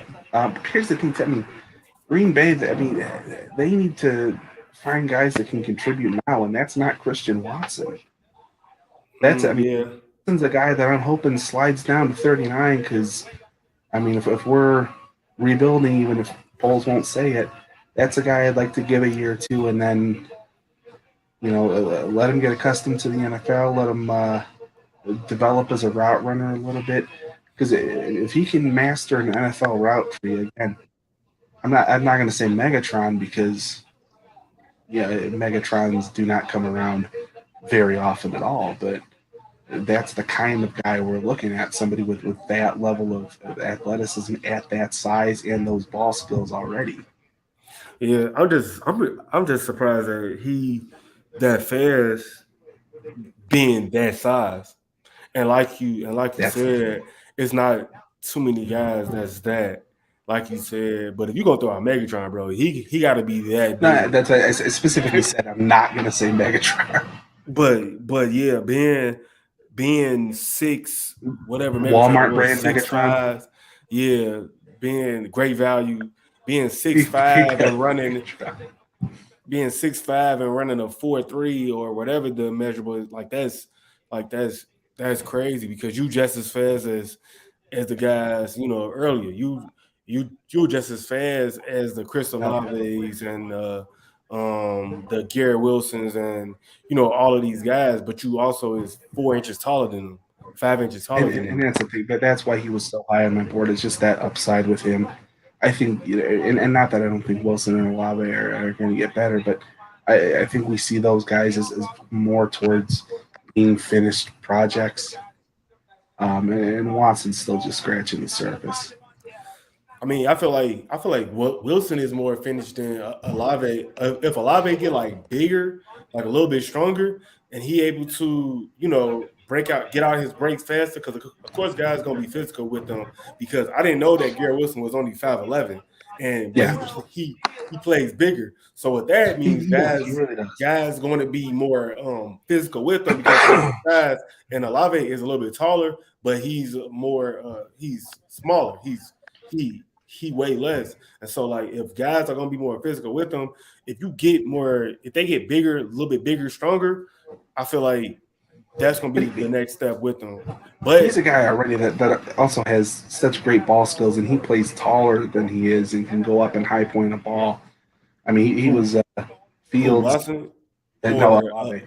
Olave, And Justin Fields' go-to guy last year. Yeah, and but Wilson was that this year because some of them balls CJ Stroud was throwing was just like, hey, I know my guy down there, and then his highlights is all catches that's here or down here and back here, and so he'll go and get it. They'll go and get it. It's just that now they're going against corners that's the same size as them or bigger. So we're gonna hear from Woodward.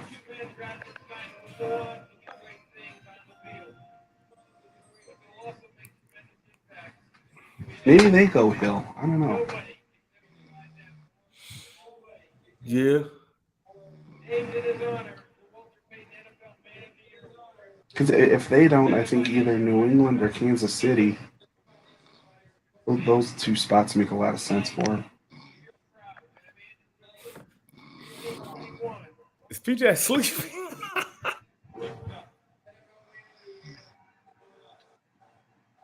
Hey, listen, we got 5 picks to get through here.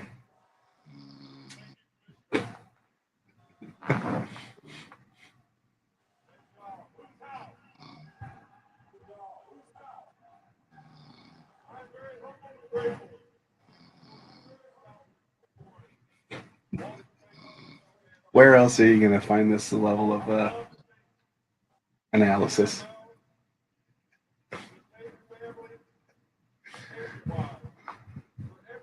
Maybe on the Mike Francesa show. We'll get Francesa on with us next year. Shout out, Mike. I know you're watching. And maybe him and PJ can take a nap.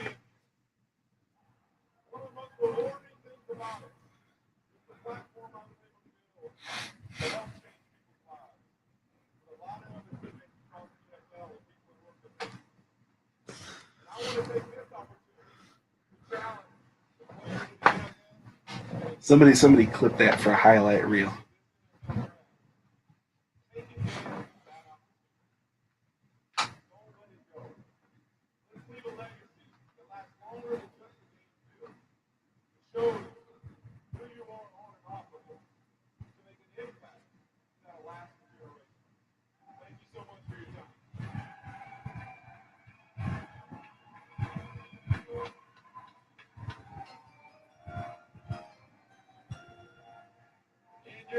Great man, we're so proud of you.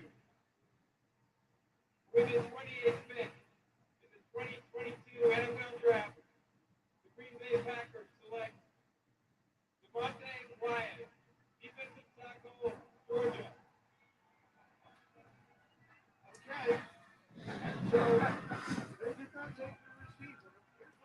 So what they've done here is probably make Aaron Rodgers mad. And here's, I have to go back to the Quay Walker thing here. Why they took him at 22nd, I have no idea. Over Nakobe Dean or over Devin Lloyd. Yeah, Devin Lloyd. That said, I mean, if Walker was your guy, you could have got him later. Now, Devontae Wyatt, though, credit where credit's due, here was a guy I had an early to mid first round grade on, and I do think he fits what they want to do. You can put him next to Kenny Clark, kind of as a 3-4 end. He's agile enough to do that, rushes the passer well. So, good job by Gutekunst there, taking over for Ryan Pace, just drafting all the Georgia guys, and this time it was a good idea. I mean, I see what they're doing as far as like fixing their interior, because when they was giving up plays and getting gashed and things like that, it was coming from the interior mostly. If they wanted to get another corner there, if they liked one, that would have been cool. But like you said, who is Aaron Rodgers throwing the ball to? And I don't think their system is that good. Like Devontae Adams, I think that people like try to undermine like what he did, because Aaron Rodgers is who he is, Hall of Famer. But a lot of they plays, a lot of Devontae Adams plays is just, hey bro, just go get open and I'm gonna throw you the ball. It's not like that. And then you don't got a number 2, and they never had a number 2. They had a number 2 when they had Jordy Nelson. Here's the thing too, they made it work without that true number 2 there. But what people don't really understand watching that Packers offense, Devontae Adams was the one that made it go. Not just on the pass plays, but you had to adjust for where Adams is. Okay, when you make that adjustment, then Rodgers can see what you're doing. This guy's not there anymore now. So not only do you not have that big play threat, but you don't have anybody who makes the defense afraid. What are we afraid of? Alan Lazard? Exactly. The 4 games that he's out there? Yeah, exactly. And so I think that they are underestimating what he did, because they absolutely are. Yeah, because your Hall of Fame type quarterback is going to make guys better, and you can win without necessarily having like a top tier guys, but you need to have a really complete team to do that. And I think like the last team that won without top tier guys was that Eagles team. Like they had Ertz, they had Alshon, they had the running backs. They had a plethora of running backs who could just get open, and they had guys, but they didn't have like I would say, well, Ertz probably was like a top tier guy, but like you not just winning with with just guys like that. Like it's hard because when you move around Devontae Adams and you do that like you said, now I can scout whatever the defense is doing. Other guys get open. They got speed guys, so you can beat me on a go route here because we got two guys on Devontae Adams. Right, he was the guy that they used to create their mismatches. And did they re-sign Valdez-Scantling? No, he played for the Chiefs, That's and the Chiefs paid him. Yeah, so they lost the guy that they create the mismatches with, and the guy that takes the top off the defense. Mm-hmm. And their response to that is in a defensive tackle and a linebacker that probably should have been taken in the second round. Okay. Anybody still curious why Aaron Rodgers wanted out of this? Like they just refused to help the guy. Like it's Packers, man. They feel like they got him. They got everything of what they need, and I don't know. I think when's the last time he didn't have a number one option? Like he never played without a number one option. And I think it's hubris on their part because they think, well, we can just find guys. Like, okay, we found Jordy Nelson, we found James Jones, so we could let Greg Jennings walk when there's Javon Walker that they Javon Walker, yeah. And then Greg Jennings, he got old, and he got old, and we'll just find some. And they always kept finding guys, and Devontae Adams got him in the second round, so we can just find another one. It's that easy. Yeah.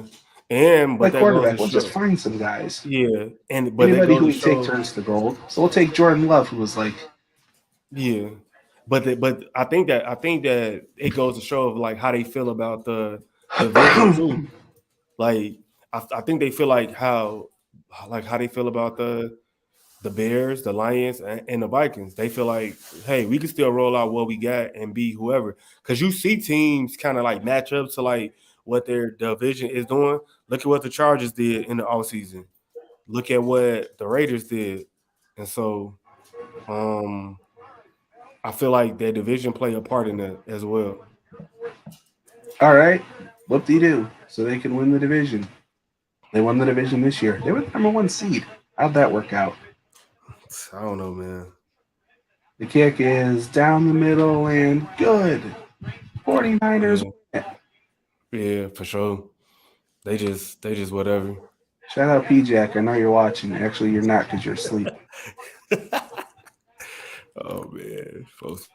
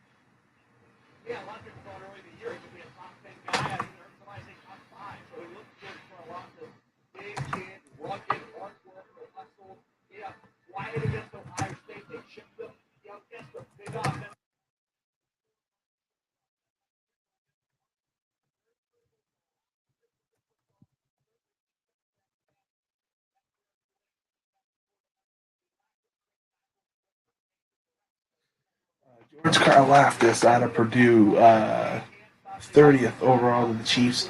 Like him a lot. A solid player. I could compare him to an upgraded version of Ryan Kerrigan. Looked good against the Big Ten this year. Can play either standing up or with his hand in the dirt.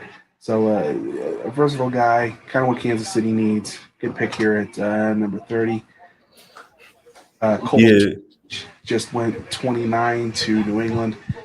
Look, who did that? Who went 20? Who went 29? Cole Strange, the interior offensive lineman from Chattanooga in the FCS. Oh yeah. Somebody had him marked for the Bears. Somebody had him marked for the Bears at 39. But I think that still would have been too high, frankly. Look, I had a 3rd and 4th round grade on him. But Cole Strange. I'll shut him out. Oh yeah, this your boy. This your boy from Purdue. From Purdue, yeah. I wasn't super high on him. I wasn't super, but the Chiefs need another pass rusher. So to get him at this, they can take a chance at this pick because and he's a guy that is versatile enough and can play as a 3-4 outside linebacker too. So I'm not expecting to be defensive player of the year or anything, but he to me appears to be at least a high quality edge player. He's going to have a good career, play a lot of years. Like I said, I think an upgraded version of Ryan Kerrigan. I mean, Ryan Kerrigan is solid. So if you exactly, that, he needs to be impactful. Now he playing with Frank Clark and he playing with Jones, and so you got those two guys. Even though Frank Clark, since he signed that deal, ain't been what he was supposed to be, but Jones has, and they finally moved him back inside so he can be the player that he needs to be. So if this guy gonna be that, I feel like that's a good pick for them in his spot. I wasn't that high on him though. Coming out though, but clearly the NFL was and guys was because they invited him there. They don't invite 31 guys there. They invite the top 15 players that they think. And so my guy Malik Willis is still sitting there, and he know how to get drafted now. Minnesota not gonna draft him, so he a second round pick. So Minnesota's probably taking some phone calls right now. I think so too.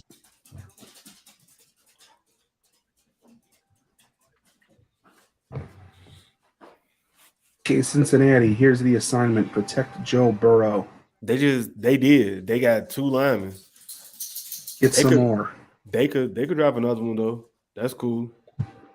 They in a position of power. They need another DB. They need a corner. That too. That's where I'll go. Whoever's the best corner available. They need to keep Burrow upright and for Eli to not be on the field anymore. Yeah, Lyle Collins and somebody I wanted the Bears to get that they didn't want to pay. So they fixed their offensive line, I think, with those 2 guys. If they gonna get another, lineman, that's cool too. Completely change it. They need another DB though. Get a corner. They safeties are good. They linebackers are okay. They got Hendrickson to rush the passer. They can get somebody else to do that. The guy that the Bears signed, they missing him, so they can look to do that. But he was a pass rusher. Because that guy didn't sign nowhere since he Larry Ogunjobi. Yeah, Ogunjobi, and so. If you're looking to fill that hole, you're looking probably maybe DeMarvin Leal of Texas A&M. Strong pass rusher. on the interior there. Paragon Winfrey probably late first, early second round grade, and then although admittedly I'm probably higher on him than a lot of other people are. There's a guy who needs a little bit of polish, and I think, look, if you're Cincinnati right now, I think you're trying to maximize your window and maybe grab a guy who's ready to contribute now, even if it's the safe pick. You know, maybe Kobe Dean. But yeah. That's a luxury pick for them, but bro, like, I don't know. Or Andrew Booth Jr. from Clemson. I'll go Booth.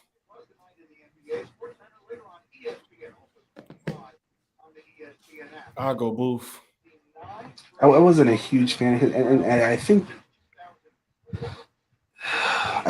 we're at the point now where if you're looking at corners, you probably ought to be looking to tomorrow. I think Booth would be that's reach here. He wasn't that's really good for the Bears. Yeah, Booth. I mean, Booth just got beat too much at Clemson. Kyler Gordon from Washington is a pretty intriguing product that could get tomorrow, probably, unless there's a surprise here in the last two picks. Man, all the tackles, man. Them tackles gone and wide receivers, man. That's crazy. Yeah, the tackles. I knew the wide receivers was going to go, but man, like to see that and teams make that trade. I did not expect AJ Brown to get traded for like not much at all. Like you trade him for like a younger AJ Brown, and then you trade him for a potentially younger AJ Brown. I mean, he got 2,000-yard seasons already out of his 3 years. He was hurt last year, but he's a clear number one. I'll put him in a tier 2 type, wideout. So then Eagles didn't need that. And then all them other guys went. Traylon Burks.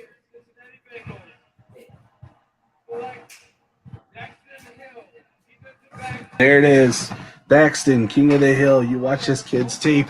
He deals in pain and pain accessories. Here's a guy just kind of scratching the surface here. Safety?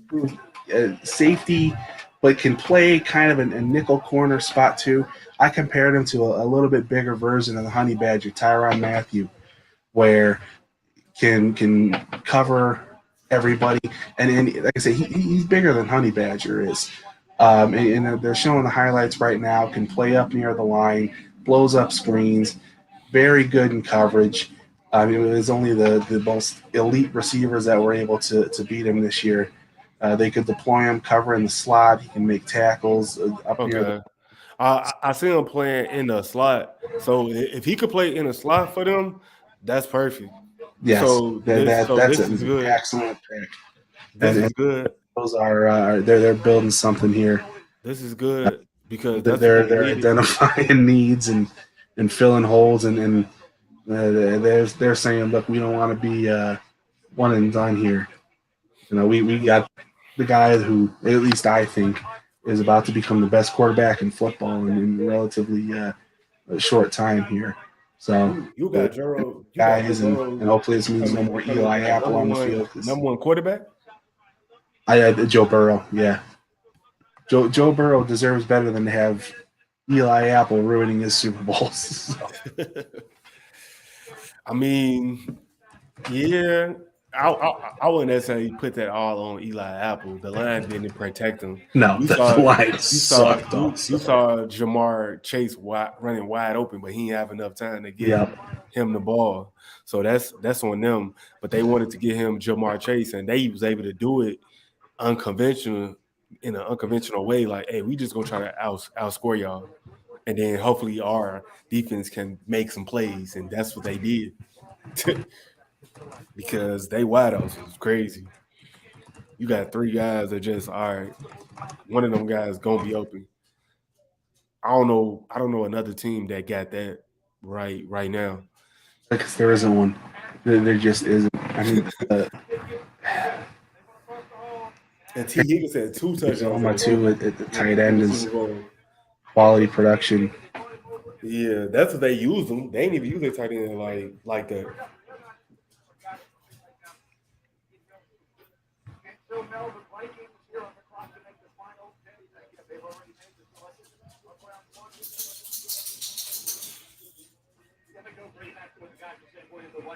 Quarterback discussion, Vrabel, Malik Willis, Dak Prescott was a fourth-round pick. We talked about Derek Carr being a second-round pick, Kirk Cousins being a fourth-round pick. Malik Willis, the quarterback, to replace somebody who played really well. Perfect timing here for Mr. Brightside celebrating Daxton Hill. Every home Michigan football game, they play song, fans sing along. Plus, Killers, Las Vegas hometown boys. So, and there's just never really a wrong time for Mr. Brightside as it is. The Vikings here, last pick of the first round, probably ought to be taking some calls here. Looking to somebody who would want Malik Willis and wants to get that fifth round option on him. Probably not, man. He probably going second round. And some teams just waiting. A team like Seattle would take a shot on him. I don't know what's the second round order. I'm about to look though. There's been some trades, but just looking ahead too. Looking ahead towards who might be there at pick 39. Bears obviously don't need a quarterback right now, but Breece Hall could be somebody. Maybe replaces David Montgomery. Here's a guy. I wouldn't do that because I like the backup that they got now. Khalil Herbert, yeah, but I like Herbert, and then you don't need when you don't got picks like they don't like if you don't got like at least 7 picks and you picking from like a position of like need, you got to go need. They don't got luxury now. They said that the Bears got 21 spots for undrafted free agents. Now, what's gonna happen is they're gonna get some guys, and then they're gonna spend a boatload of like their compensation on the rest of it on getting those undrafted free agents. And so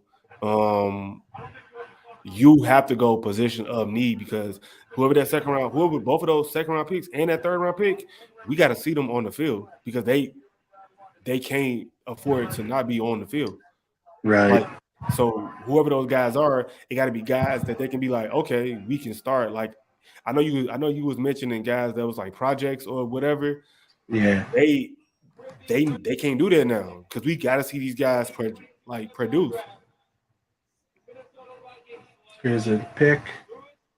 Lewis Seen. Good pick. That is a really good pick. For Malik Willis, man, Jags, Lions, maybe 34. Giants, maybe the Giants, maybe the Texans at 37. The Lions don't have that pick anymore, I don't think. Oh, okay. I guess I'm looking at the order at what it was. Yeah, what it was today. Seahawks at 40, 41. Falcons at 43. Colts at 42. It's a bunch of teams, man. Commanders at 47. So Bears got 48. Okay. Saints at 49. Like, it's a bunch of teams. Now that he's in the second round, I feel like teams will go and do it. Who was that fell to the second round recently and they traded up and got him in the second round? Somebody recently, quarterback. But I feel like that could happen. I'm trying to think who was that? Not Geno Smith. It was somebody recently. But I feel like within the first half of the draft, Malik Willis will go. And the draft started at 6 tomorrow. 6 p.m. Central, 7 Eastern, yeah. And then again, just looking ahead, Breece Hall, top running back on my board, still available. Christian Watson, third wide receiver on my board, still available. Could be a little project for the Bears. You had him ranked high. Who you got after Christian Watson? The next ones left are Sky Moore, George Pickens, Alec Pierce, Wan'Dale Robinson, Jalen John Mechie in that order.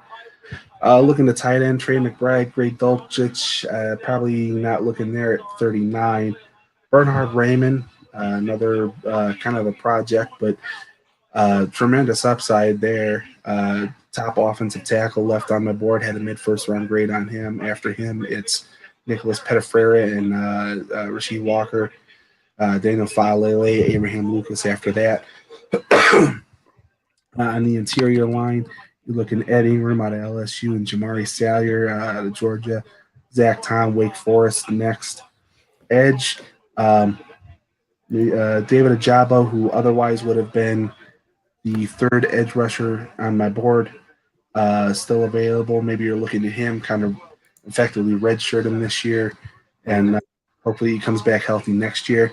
Arnold Ebiketie from Penn State next there, and then you're looking at Nick Benito, Drake Jackson, Josh Passaw, Boyd Mafe. High upside, but definite project there. Needs to refine his pass rushing ability. I know we're looking to improve the interior of the defensive line. That's why they were looking at Larry Ogunjobi before he ultimately failed his physical, unfortunately. The Marvin Leal from A&M still on the board. Perrion Winfrey, a guy I'm really big on. I think they gotta, if they don't grade, I think they can wait for third round for that, because they signed the Justin Johnson. More of a nose tackle though. So one of those two guys probably. There's your three technique. Travis, so then they switching to 4-3. Yes, sir. Yes, sir. Okay, so they need two. Yeah, they need two of the guys. I don't know. I wouldn't. I mean, unless you like fall in love with a guy, like I wouldn't for those second round picks go there. Maybe that'd be the third round pick, but if it's a lineman there that they like and a wide receiver, they need to address them, or a corner. I see lineman, wide out, corner, D tackle, and then who the other safety around Eddie Jackson. Like we gotta figure that out. Yeah, did they bring Tashawn Gibson back? Not sure. I don't think so. I think he just one of those under the radar free agents. But that's good. We can. There's guys there. I mean, and it depends on how married you are to positions of need. Because if you're looking at best available, Nakobe Dean still on the board, had a top 10 grade on him. The guy who unfortunately got hurt, I had a mid first round grade on him. Were he healthy? Brian Asamoah out of Oklahoma, thought he was a first round worthy player. Christian Harris, Alabama, big physical linebacker. He's still on the board. Chad Muma out of Wyoming, another guy. Had Quay Walker, quality player, can do it all on the field. As far as corners, Andrew Booth, not super sold on him. And here's where I think there's a big difference between the top guys and the next group. Stingley and Sauce, obviously, head and shoulders above everybody else. McDuffie, I had a late first round grade on, and Kyrie Elam was the last one I would have even considered at this point. So, Blue Prairie out of Auburn, Kyler Gordon, I like as a prospect. Cam Taylor Britt, if you can find him on Saturday, maybe would be a nice pick. Josh Jobs got some potential there, but never really put it all together at Bama. Cordell Flott from LSU, you're looking for day 3 prospects for the Bears. Could be a quality player as a nickel. And then safeties, Jaquan Brisker could be a nice compliment to Eddie Jackson. Brisker is really good up near the line of scrimmage. And then you're looking at Jalen Petrie out of Baylor. Another Bear from Cincinnati, Brian Cook. I'll tell you a player who would be really intriguing, who I'm higher on than a lot of the other pundits are, is Quindarius Smoke Monday out of Auburn. So I had a third round grade on him. If you can find him on Saturday, it'd be a great pick too. All right, true. We need to wrap up. But yeah, we'll chat more about it in the chat. But thank you guys for coming and checking out our second annual Good If It Goes Quality Sports Draft Show. The drive lasted about 3.5 hours. It got off to a slow start, but then it kind of like picked up. We had a couple of big trades that happened. We had a couple of head scratching picks as usual, and we started with like a 5-man crew, and now we down to us two. But we definitely appreciate y'all rocking with us. And with that being said, we are out.